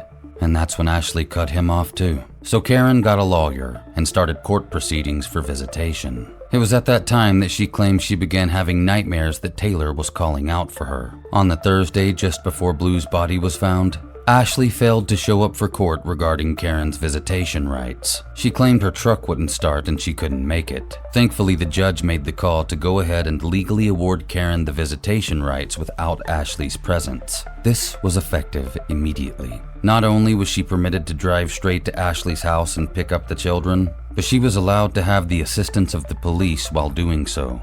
This was a huge win for Karen Rolland, and she wasted no time executing the authority of it. I've just summarized about 2 hours of interview audio for you, but now I'm going to let part of Karen Rolland's interview play out so you can hear exactly what she experienced upon arrival at Ashley and Nathan's house on the day Blu's body was discovered. These are the events that led up to Timothy Childers' arrival at the residence.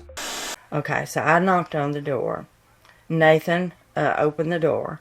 And when he opened the door, I told him I had the court orders to take both of the children. And he says, okay, let me get Ashley. So Ashley came to the door, and she asked me, she says, okay, well, Blue's not here. Blue's staying with a family member or a friend. And so she says, well, do you want me to put Taylor's shoes on? I said, well, yeah. So she went inside. Me and the officer were standing outside waiting. We could hear her crying, like hurting, like she was being hurt. But she had the sores on her feet. Mm-hmm. All right, her socks were wet with urine. All right, her pants were soaked in urine. So when I picked her up, what made me notice was the smell of her, feeling the wetness on my arm. But when she came through the door, she had trouble walking.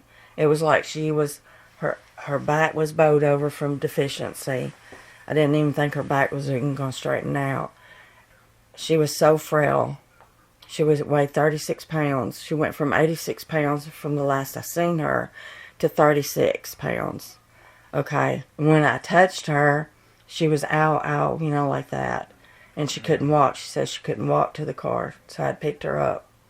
All right, so I first took off her hat, or looked at her to see who it was, and I said, this is Blue. She said, no, it's not Blue, it's Taylor. And she says she has a rash on her chest, and it's because we found out she was allergic to mustard. I said, mustard? She's always eating mustard at my house, bologna sandwiches with mustard. I said, not mustard. And I looked at her, and her hair was all jacked up and stuff. And I said, what the hell did you do to her? Like that, in anger. And I knew I couldn't wait on Taylor. She had to immediately go to the emergency room. So I told the officer, I said, I'm taking her to the emergency room right now. That's where I'm going. Mm-hmm. And he says, you have all right to. Yep. So I went straight to the emergency room, and Dr. Schaefer was there. She was called in specially. And then the officers arrived. And I told him, I said, please go do a welfare check on Blue. Something's, he might be in the same shape. And they was like, this is definitely abuse. This is definitely neglect. They took all the pictures and all this. And DHS never arrived there at the hospital.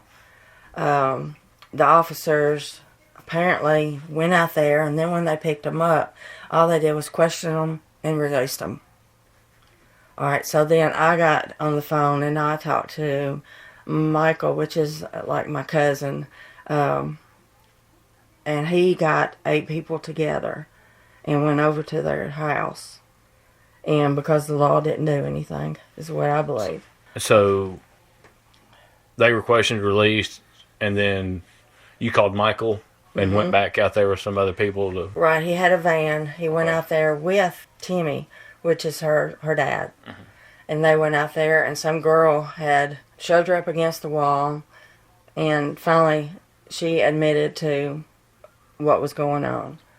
She just said at first it was an accident, right. and then they were asking her questions about accident, what happened, and Nathan had already run at this point. They kicked in the door because when they first arrived and seen them, they opened the door, but then after they opened the door, they immediately shut the door and bolted it shut and wouldn't allow them in. Okay. So then, after they didn't answer the door, they kicked in the door. Okay. You were at the hospital at this point, yes. right? Okay. Mm-hmm. All right. Well, yeah. But so when you arrived to pick up, she was in clothes saturated with urine. Is that correct? Okay. Mm-hmm. And obviously in pain. The doctor said that she had never smelt a child or individual reek of that smell before. It was horrific. Okay. She has multiple fractures. We still have to do another CAT scan. She had broken ribs. Sure. The doctor said that if it had been any time longer or a day longer, she wouldn't be here either. Well, I'm telling you, you done the right thing. Yeah, you did right. We'll take care of the rest of it. But I felt like I should have been there sooner for him. Well, And it's going to be just some hard time. I mean, everybody going to feel that. I mean, I'm angry at the law. Mm-hmm. I'm angry that grandparents don't have a rights in Arkansas. It shouldn't be like that. Or I would have been able to get to her. Yes, ma'am. And plus, I'm angry at my son. Because I don't think he did the right things to Asa. You just take care of Taylor for us, okay? I feel so guilty.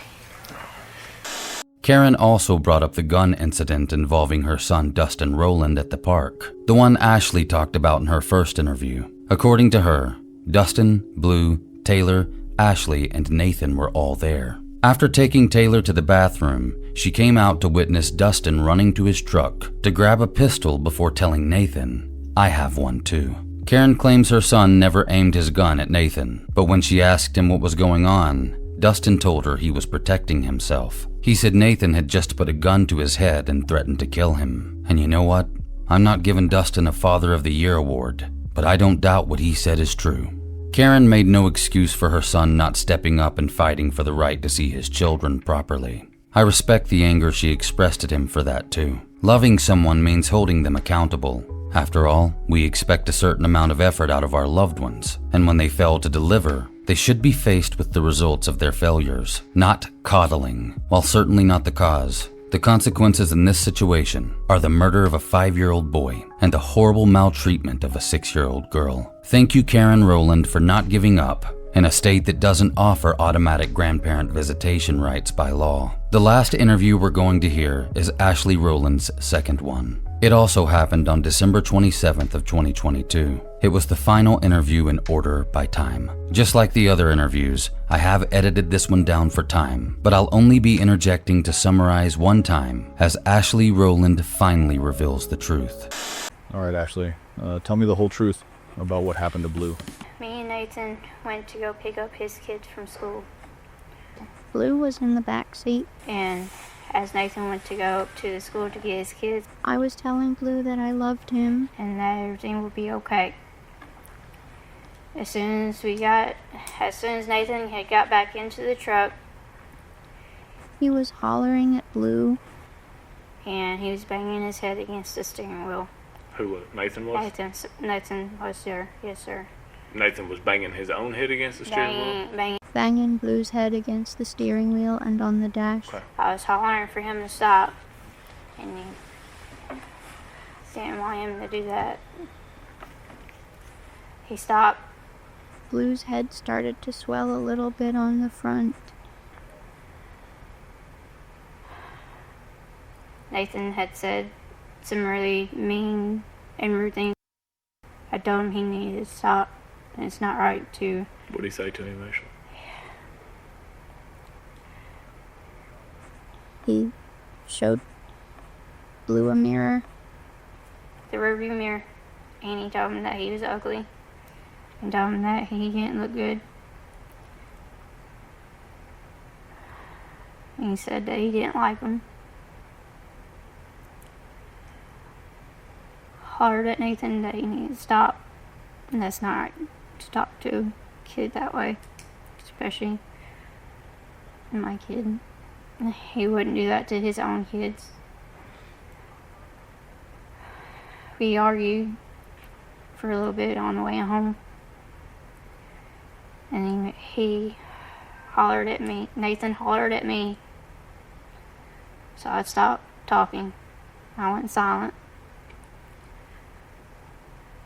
I went home. His kids put up their backpacks. My two, Blue and Taylor, went into her bedroom. Nathan's kids put up their backpacks. Lila was in her bedroom. Raylan came into the living room. Me and Raylan were playing the, I believe it was the Nintendo 64 gaming system. Nathan had Blue come over to the couch to stand there. And Blue was acting sleepy.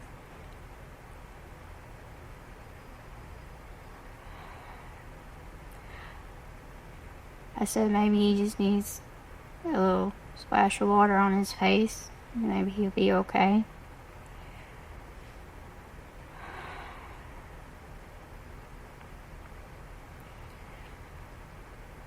So Nathan got up from the couch.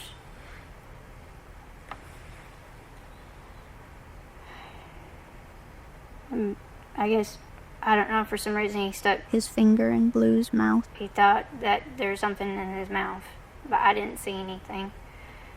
Then Blue went to immediately bite on Nathan's finger. Nathan pried his finger out of his mouth. Nathan was hollering at Blue for him biting his finger. I hollered at Nathan and said it's not his fault. Said he's probably just tired. He just don't want to be messed with. I said he's probably hurt. He's tired. Nathan took Blue to the bathroom. I couldn't see anything because the way that the couch was, I couldn't see into the hallway or in the bathroom. The door to the bathroom looked like it was halfway shut. I couldn't quite see in there. I heard splashing of water.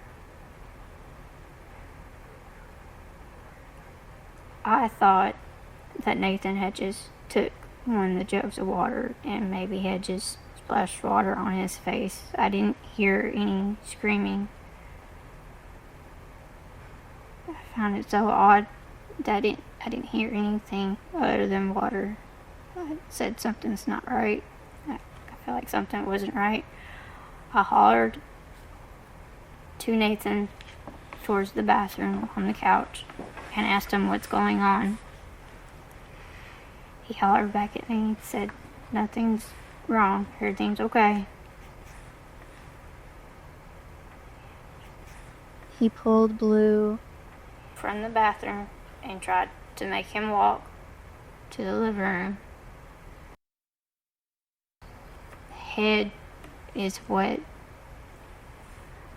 I said, "What did you do?" Nathan made a remark to me and Raylan, which is his son, that he had dumped Blue's head into the toilet. I said to Nathan, "Why did you do that?" He just laughed at me and acted like it was a joke. I looked at Blue's face. He did not look right at all. He looked off. I could just tell something was off. Nathan brought him into the living room, picked him up towards the ceiling. I said, "Nathan, you've got to stop. Something's not right. Put him down."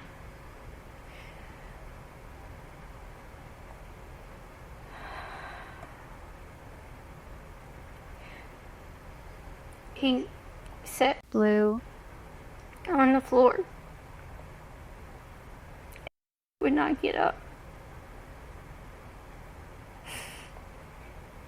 Nathan kept laughing as if it was a joke. I said, "Something's not right." I said, "Not act like this." I told Nathan that I wanted to call 911, that something was wrong. And he kept telling me that I couldn't. He said that if I called 911, he was going to end up in jail, and he was going to make sure that I was in jail too. He took my phone from me.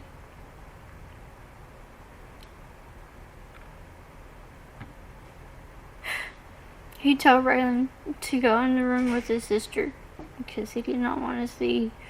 Raylan went to his sister's room with her. Nathan took Blue into the hallway. I told Nathan that he needed to do CPR on him because he looked like he was faint. Like he barely had a pulse. I stood in the doorway of where his kids were so they wouldn't see anything. Nathan tried to do CPR on him.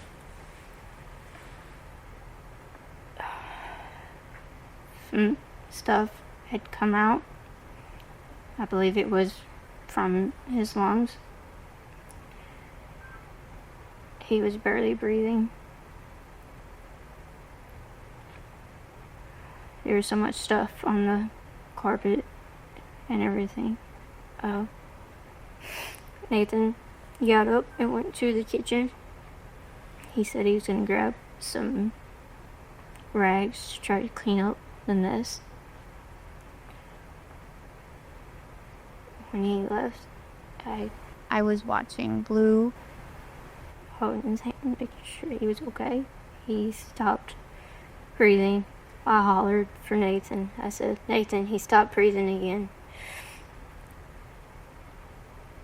I was trying to give him mouth to mouth.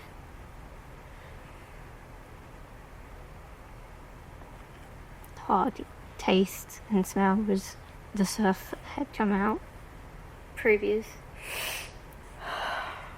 So he took Blue again and put him in our bedroom on our floor. And he was doing chest compressions. I was trying to rub on his feet and his legs to try to get a little circulation. I thought that would help. Nathan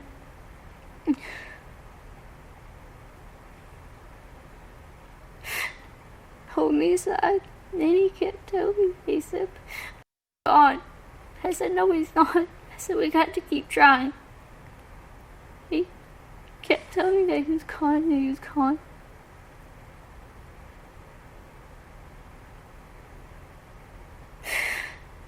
But I didn't want to believe it.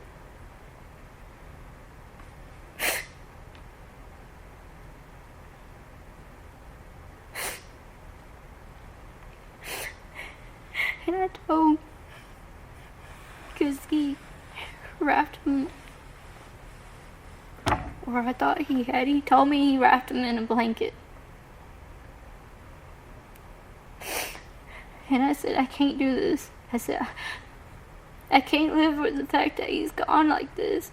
I have to turn myself in because I have to make sure that he's..."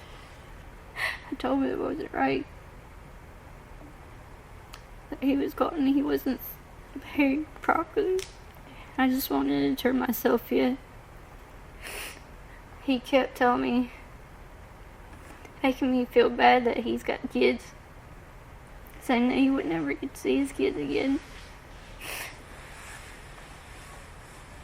And he kept telling me it was my fault. And because my kids, he felt like my kids did not listen to me. But I never had an issue with my kids. Always taken care of. He told me that he would never know what it would be like to lose a child, and that he was sorry that he had done that to me. Do you believe him? No, sir. He told me about a week after Blue died that he was angry at Blue because me and Blue had this thing where we would smile at each other a certain way. And Nathan had told me that he didn't like that. I said, "What's wrong with you? Why do you not like the fact that my son wanted to make me smile? Why didn't you not like the fact that my son wanted me to be happy?" I love my daughter a lot. I felt like I had more of a really close connection with him because he was always pushed away from people growing up. Who came up with the idea to bury him? Nathan did. He just said that that's what his plan was. He said maybe if I let him bury him,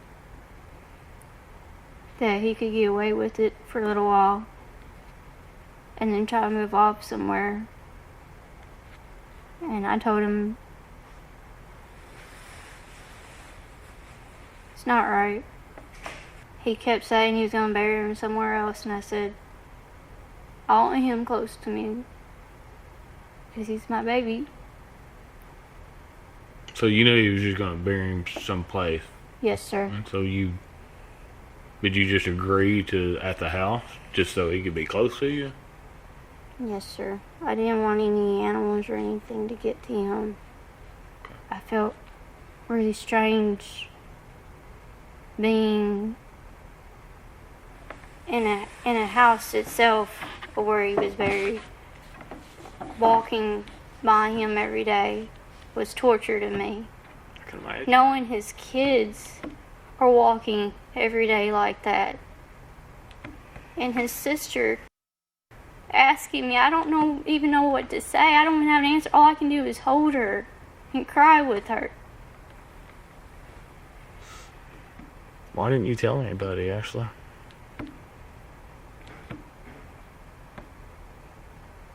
I don't know. I was so scared.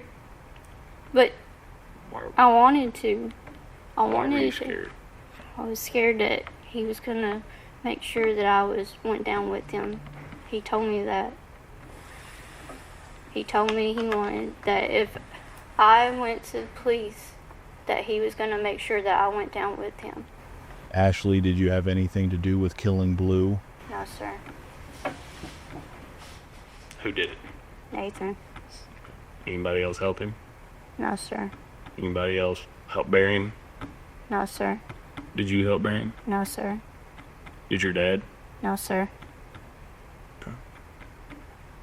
Nathan Bridges killed Blue? Yes, sir. By himself? Yes, sir. By drowning him in the toilet? Yes, sir. So I'm tired of being around someone who wants to entrap me all the time. To feel like I have no say-so in anything. To feel like I'm doing something wrong all the time, but I'm not. I'm a small person, but I'm more smarter than that. I wish that I had more of a gut to stand up for myself and do what I'm supposed to do. I'm sick of people pushing me around just because I'm small. According to Ashley, Nathan wrapped Blue up in a blanket and left him in their room for a day or two. It's unclear how long exactly, but then Nathan cut the hole in the floor himself and buried the child beneath the house. The day after the murder, Nathan gave Ashley back her phone, but she claims he kept a close eye on who she contacted, forbidding her to speak to her father, and even getting angry when she would try to communicate with friends. He went as far as blocking some people on her device without her knowledge. She said while out in public, Nathan would always be directly behind her and would get angry because she appeared depressed in front of others. He claimed her inability to hide her feelings would get them locked up. He also made claims that he didn't trust her or that she was cheating on him. Ladies and gentlemen, this is what coercive control looks like at the hands of a narcissist. And if you ask me, Nathan is as malignant as they come. The day he murdered Blue, Nathan's own 7-year-old daughter and 8-year-old son were also in the house. These are Rebecca's kids. Now that the truth of what happened to Blu Rolland has been revealed, it's time to talk about the other children that suffered at the hands of Nathan, starting with Taylor Rolland. Be warned, the details you're about to hear will floor you. Nathan Bridges tried to get me to pour hot water on her and I wouldn't. He had me come in the bathroom with the cup and hand me the cup, but I could not pour the water on her. I told him this was wrong. He got angry and left the bathroom. I turned off the hot water and put on regular warm water so Taylor could finish her bath. He tried to... He kept telling me that my daughter was against me and she shouldn't try anything that she could to try to get me to have her taken away from me. He told me to stay away from Taylor and not talk to her. He sorry. He wanted her to be on a certain schedule of eating. At first, he had a bowl and a cup and he gave it to her and he said, if you don't put this by the door, then you don't eat and you don't drink. I went behind his back and gave her food anyways and something to drink because I didn't feel like it was right that she was starving. Nathan was starving. Yes, sir. How often would he let her eat? What was the schedule? At first, it was the bowl and the cup by the door. She only did that maybe once or twice. And then, because I was still giving her food and water, he got angry at me, told me I needed to stay out of it and stay away from her. I told him it's not right to starve her. His mother had also told Nathan that he did not need to starve Taylor. His mom's a really good person. She wouldn't hurt anybody in the whole world. When did Nathan pour the water on Taylor? He did that about a week before I had got picked up and everything. She had peed the bed and was soaking wet. A lot of the time he would be up, Nathan would be up before me. He would get up, he would get mad because she peed the bed. He would have her go to the bathroom and he'd have her some running water. There was one day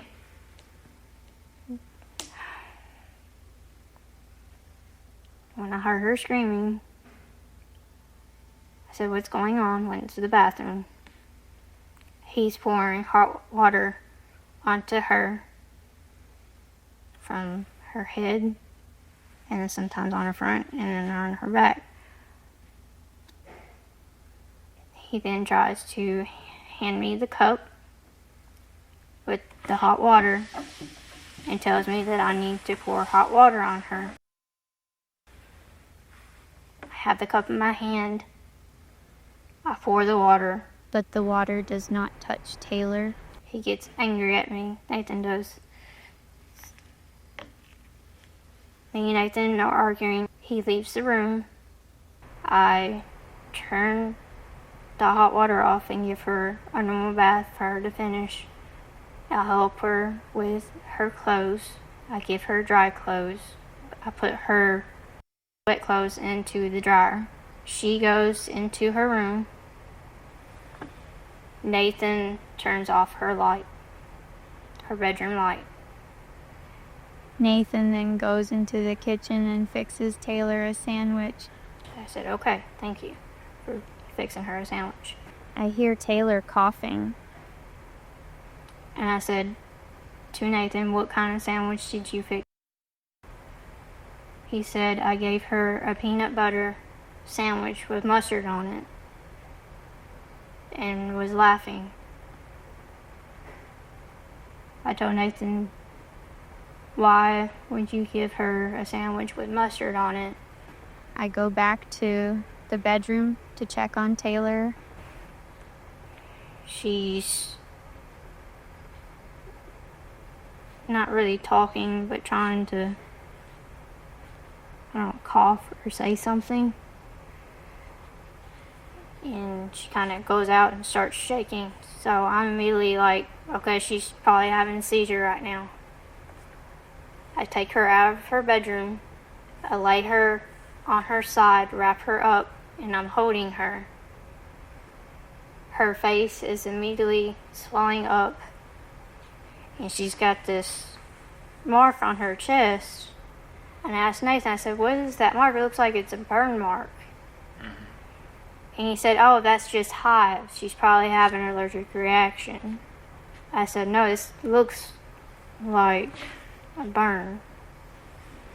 because it's right here on her chest. Nathan kept trying to say that Taylor was dying. I said, no, she's not. She's still breathing.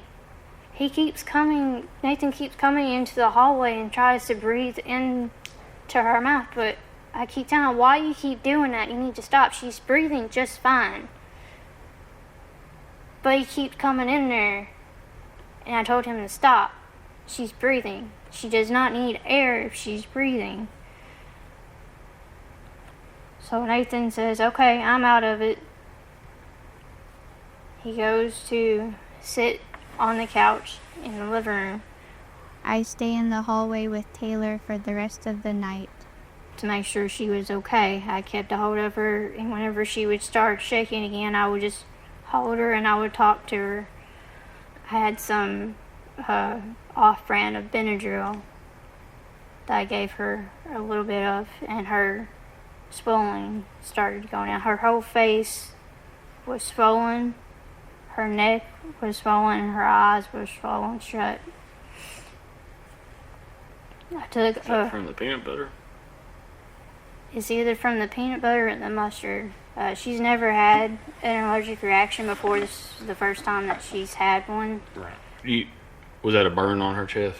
Yes, sir. What was that from? Nathan pouring hot water. Okay. How many times did he do that? Approximately. 4 or 5 at the most. Was this all after Blue died? Yes, sir. Did he ever hurt Blue when Blue was alive? Yes, sir. Give me an example of some of the things he would do. He had these boxing gloves that he said that he gave to his kids to... His daughter Lala had this anger issue, so he got his kids boxing gloves to try to release some of the anger that she had. Okay. I know it sounds weird. He had these boxing gloves, and he would put these boxing gloves on Taylor, and he would have a set on his own, and he would hit Taylor with the gloves, and he would tell her that she's got to stand up and fight. I would stand behind Taylor, trying to keep her from hitting her head or something. I said, you can't do this. It's not right to be hitting a child. And then he tried to get his daughter to hit Taylor with these boxing gloves, and Lala would not do it. She didn't feel right about it. Where would he hit Taylor? Here. Where's here? Around her chest area. Her stomach. Yes, sir. Chest, stomach, ribs. Yes, sir. What about the face? Yes, sir. Nathan also tried to make Taylor stay up at night. Just for punishment? For punishment, yes, sir. He did the same thing while Blue was alive. And I would, as soon as Nathan would fall asleep, I would take a blanket and lie the kids down for them to sleep, because I didn't... How would he make them stay awake? He would have them stand up in the living room where he could watch them. And sometimes he would make them hold a board over their head to make them stay awake. How big a board? Like this. Approximate 1 foot, 2 foot long board over their head. Well, at one point, he had this bigger board that he would try to make Blue hold. And I told him that it was too big. Yeah, he can't do that. It's not too heavy. I didn't. Did you ever try to stop this, intervene in any way? Yes, sir. Me and Nathan would argue over what he would do to the kids. Okay. Did he ever listen to you? No, sir. Did he ever hit you?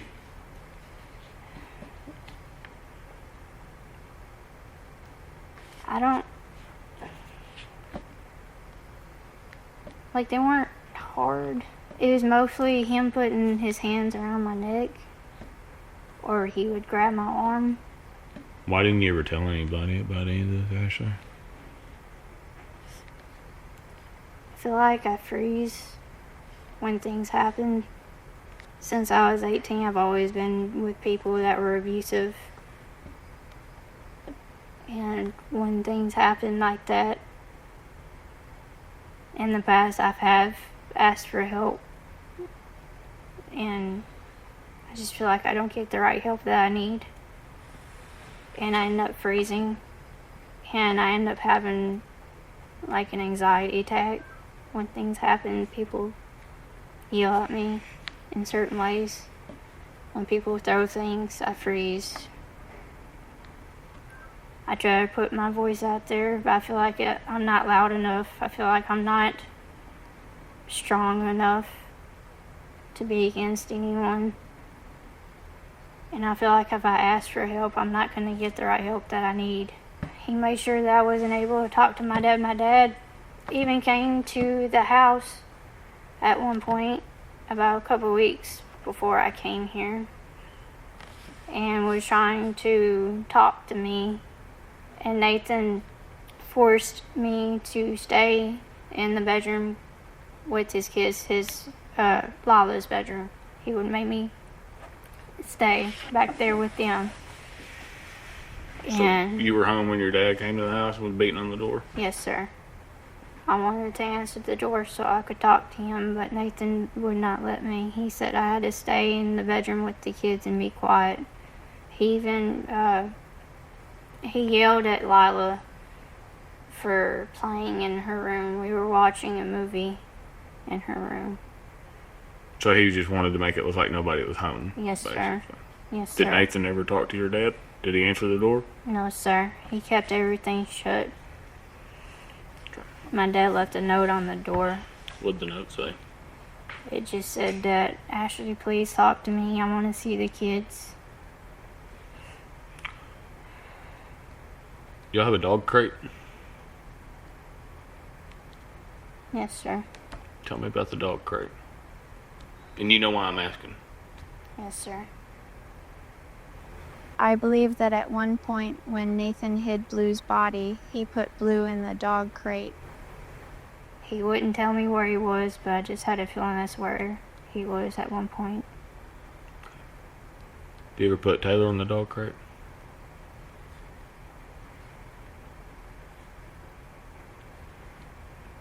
No, sir, not that I know of. He never made her stay in the dog crate.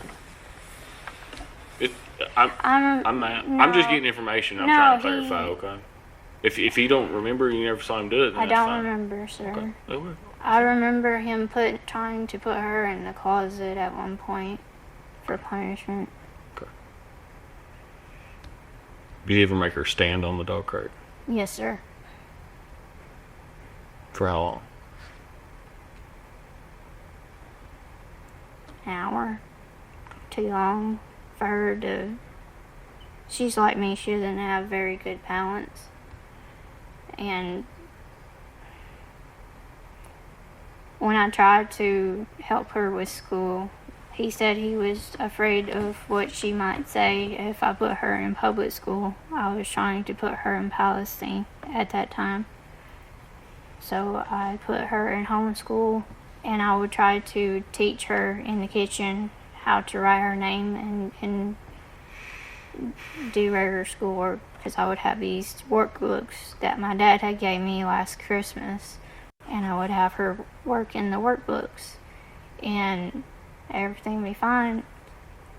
She gets on my nerves, but I'm the kind of person, I'm like, you get on my nerves, I'm not going to do anything to you. It's just, I get it. It get frustrating, I get it. But Nathan always asks me, like, how do you not get mad? How do you not get pissed off? I'm like, it's my kids. Like, even if it wasn't my kids, I still don't get mad like that. Because they're kids, they're growing up, they're still learning. And he would interfere in the kitchen while I'm trying to teach Taylor.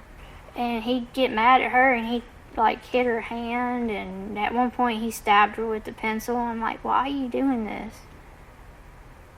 I would holler at him, we would get another argument, he would walk back into the living room, and I would try to stop the bleeding on Taylor's hand when he stabbed her. I'd give her a hug. Tell her it's okay. We're gonna try this again another day.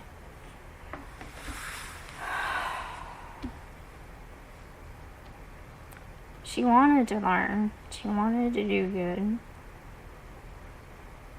I just felt like he just made her really uneasy whenever he was around because she wouldn't say anything to me.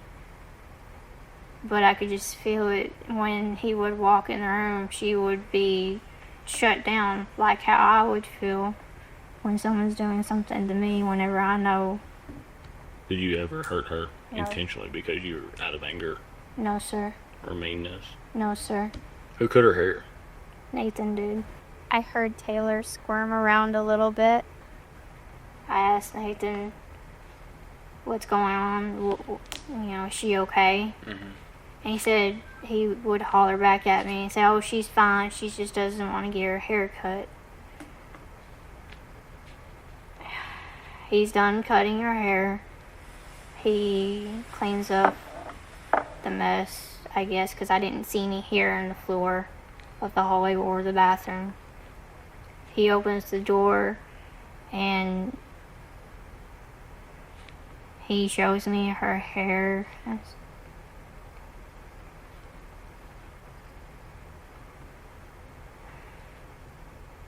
seen a cut right here on her forehead. So he had cut her with the scissors while he was cutting her hair. I'm assuming he did, sir. She was bleeding. A little bit, yes, sir. Did you notice any other marks on her head or anything? No, sir. Did you hear her cry or anything? Just She she just squirmed a little squeal. And he said that she wouldn't stay still to cut her hair. When I seen her hair and seen that she was bleeding a little bit right there, I immediately went to the bathroom and grabbed a wash rag to clean her face off. Nathan got mad at me and asked me what I was doing. I said I just wanted her clean. She shouldn't be bleeding. Right. Nathan's mom ever ask where Blue was at? Yes, sir. What'd you tell her? I didn't tell her anything Nathan did. When did he tell her? Either a few days or a week after it had happened. So Sheila knew that Nathan had killed Blue? Yes, sir. She knows right now. Yes, Is that sir. what you're telling me? Yes, sir. She's really hurt by everything. She is? Yes, sir. She cared about my kids a lot, and they loved her like she was another grandma to them. She got mad at Nathan a lot whenever he would lose his temper at her house, and she would tell him that he needed to Why stop. didn't Sheila come say anything? I don't know. Did you ever ask her? Did you and Sheila ever talk about it? No, sir. How did you know that she knew? Nathan told me that he told his mom, and she had came to our house because he had asked her to, because he said that he needed a hug from his mom. She sat down at the kitchen table and he explained more in detail about what happened. He tried to tell Sheila that it was an accident. Does anybody else know? No, sir. Did Nathan drink? When we had alcohol in the house, he would drink it. I wasn't really much of a drinker. Did he smoke marijuana? Yes, Or sir. Meth? Yes, sir. What drugs did he do? Marijuana and methamphetamine. Okay. Did you ever see him abuse his children like he abused yours? Yes, sir. At one point, he was changing the tires on our truck. His son Raylan was helping him, and he kept hollering at his son because his son was not taking the lug nuts off of the truck right. We were at his mother's house when this happened. I was sitting away far from where their truck was, where the driver was. I was where there's a picnic table, and he kept hollering at Raylan about the tires, and he took a wrench when he got really mad and hit Raylan in the head with the wrench and made Raylan cry.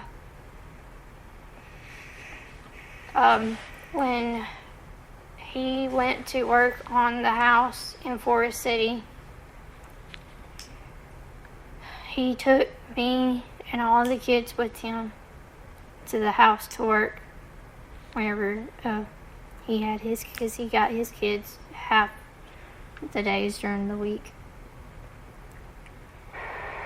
He would holler at all of the kids if they didn't do right. He would throw things at them and make them feel really bad and small, and he would cry.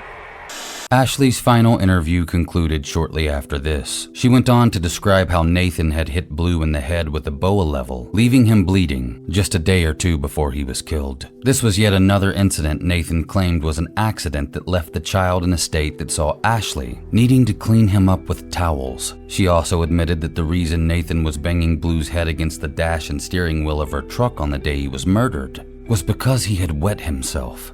Ashley described just how deeply terrified of him his own kids were that day too. She also explained how Nathan forced Blu to wear one of Taylor's Easter dresses the day he was killed. Then after he murdered that poor, innocent child, he knelt down to Blu's surviving sister and told her he loved her and that he was going to make sure no one hurt her. He did this before nearly abusing her to death over the span of months.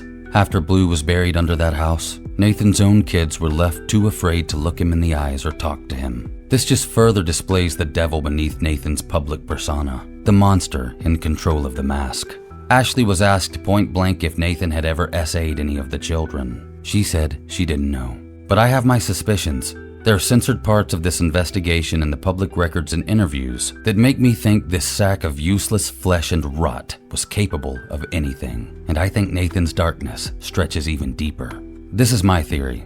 Ashley said that the night Nathan gave Taylor a peanut butter and mustard sandwich was actually the second time she'd had a reaction like that. Now, why on earth would anyone give a child peanut butter and mustard? Well, as we all know, peanuts and mustard are listed on common food allergy warning labels. I believe that Nathan had a hunch that Taylor might be allergic to one of these, and he was hedging his bets to try and kill her. Then, while she was clearly in anaphylactic shock, he was forcing breath into her mouth, I think actually trying to suffocate her. I can't think of any other reason why he would so desperately want for Ashley to think Taylor was dead that night, other than to get her offside so he could finish the deed without her knowledge. This is just my opinion, but if it's true, then the night that Nathan performed CPR on Blu, I'd hazard a guess he was actually killing the kid, not trying to save him. Maybe that's why Nathan didn't want Ashley around while he was wrapping up the body. I believe he wanted to make sure Blu was dead, and I believe he was trying to do the same thing to Taylor. But Karen and Timothy and Rebecca and everyone that showed up at that house saved that little girl's life.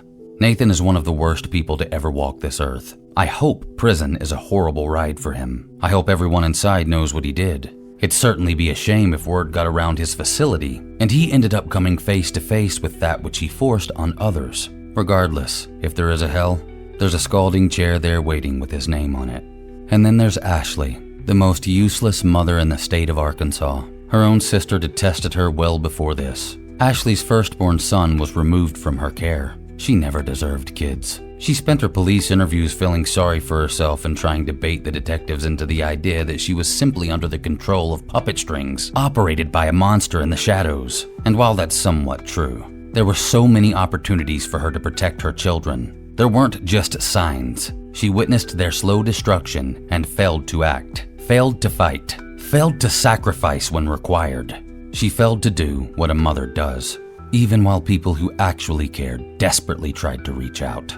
Ashley Rolland talks about her daughter like the girl's a mere annoyance, like the 6-year-old was simply in the way of her one true love, like Taylor was her least favorite. For all her sobbing and attempts at pity harvesting, there's still a cold cadence of indifference beneath Ashley's tone. And you know what the sad part is? Taylor misses her, and Ashley doesn't deserve it. But you see, Taylor's love is unconditional, while Ashley only sought Nathan's. Mothers, specifically mothers, do whatever they need to do to protect their babies. And all Ashley did was lead their wounded bodies into the hands of their abuser over and over, through the comfort of lies about love and how it's all going to be okay. But it was never okay. And a woman studying to be a nurse should have known that. Even if Ashley didn't kill or abuse those kids, she certainly allowed them to suffer or die while she stood silent. There's a chair in hell next to Nathan's with a reserved sign melting into its base. One day, Ashley, you shall have your seat. And finally, Sheila Bridges, Nathan's mommy. If what Ashley said is true, you are a weak excuse for a grandparent. I hope Taylor never sees you again. You cared only about protecting your monster of a son. According to reports, at one time, you even told someone that Nathan was innocent. You two are responsible for this madness. You allowed it to get this far when you could have done something, like Karen Rolland did. I don't care what anyone says, Karen Rolland is a saint. To my knowledge today, Taylor is safe and sound in her care. I'm sure Karen hates the fact that Ashley still totes her last name, but I'm pleased to say that Taylor seems to have made a full recovery and is doing well by all accounts. She smiles, she plays, she has people that care for her, and she truly knows what love feels like. Has she escaped the after effects of her trauma? Of course not. How could she? She can't even understand them yet. But there will be people beside her that will guide her through the darkness for the rest of her life, including us. I want Taylor to know just how valuable she is, and while there's no price tag on that value, I've set up a GoFundMe to start a trust fund for Taylor that she can receive when she's 18. Just a little something to start her life from those of us that see the beauty inside her. A way to say, Taylor, we believe in you, and we're with you. I have no idea how much we can raise, but I'll kick it off with $200 and I'll add more whenever I can. In a time where people will use fundraisers to bolster political beliefs, how about something that everyone on all sides of life can agree is positive? A surviving little girl's fresh start into womanhood. The link is on the screen and in the description down below. If you can give anything to Taylor Rolland, please do. Scumbag Nathan Bridges accepted a plea deal and was sentenced to 60 years behind bars for first-degree murder and abuse of a 5-year-old boy. Fleabag Ashley Rolland also pleaded guilty to 2 counts of permitting abuse to a minor and was sentenced to 40 years behind bars. Ashley was actually jumped in prison, but I can't show you that on YouTube. Final note, should either of the wasted bags of dirt in this video come up for parole, I will hound the board with this video and rally troops to let the state know that sick monsters do not belong on our streets. Don't f**k with kids. I'm Mr. Black, and this is One Crime.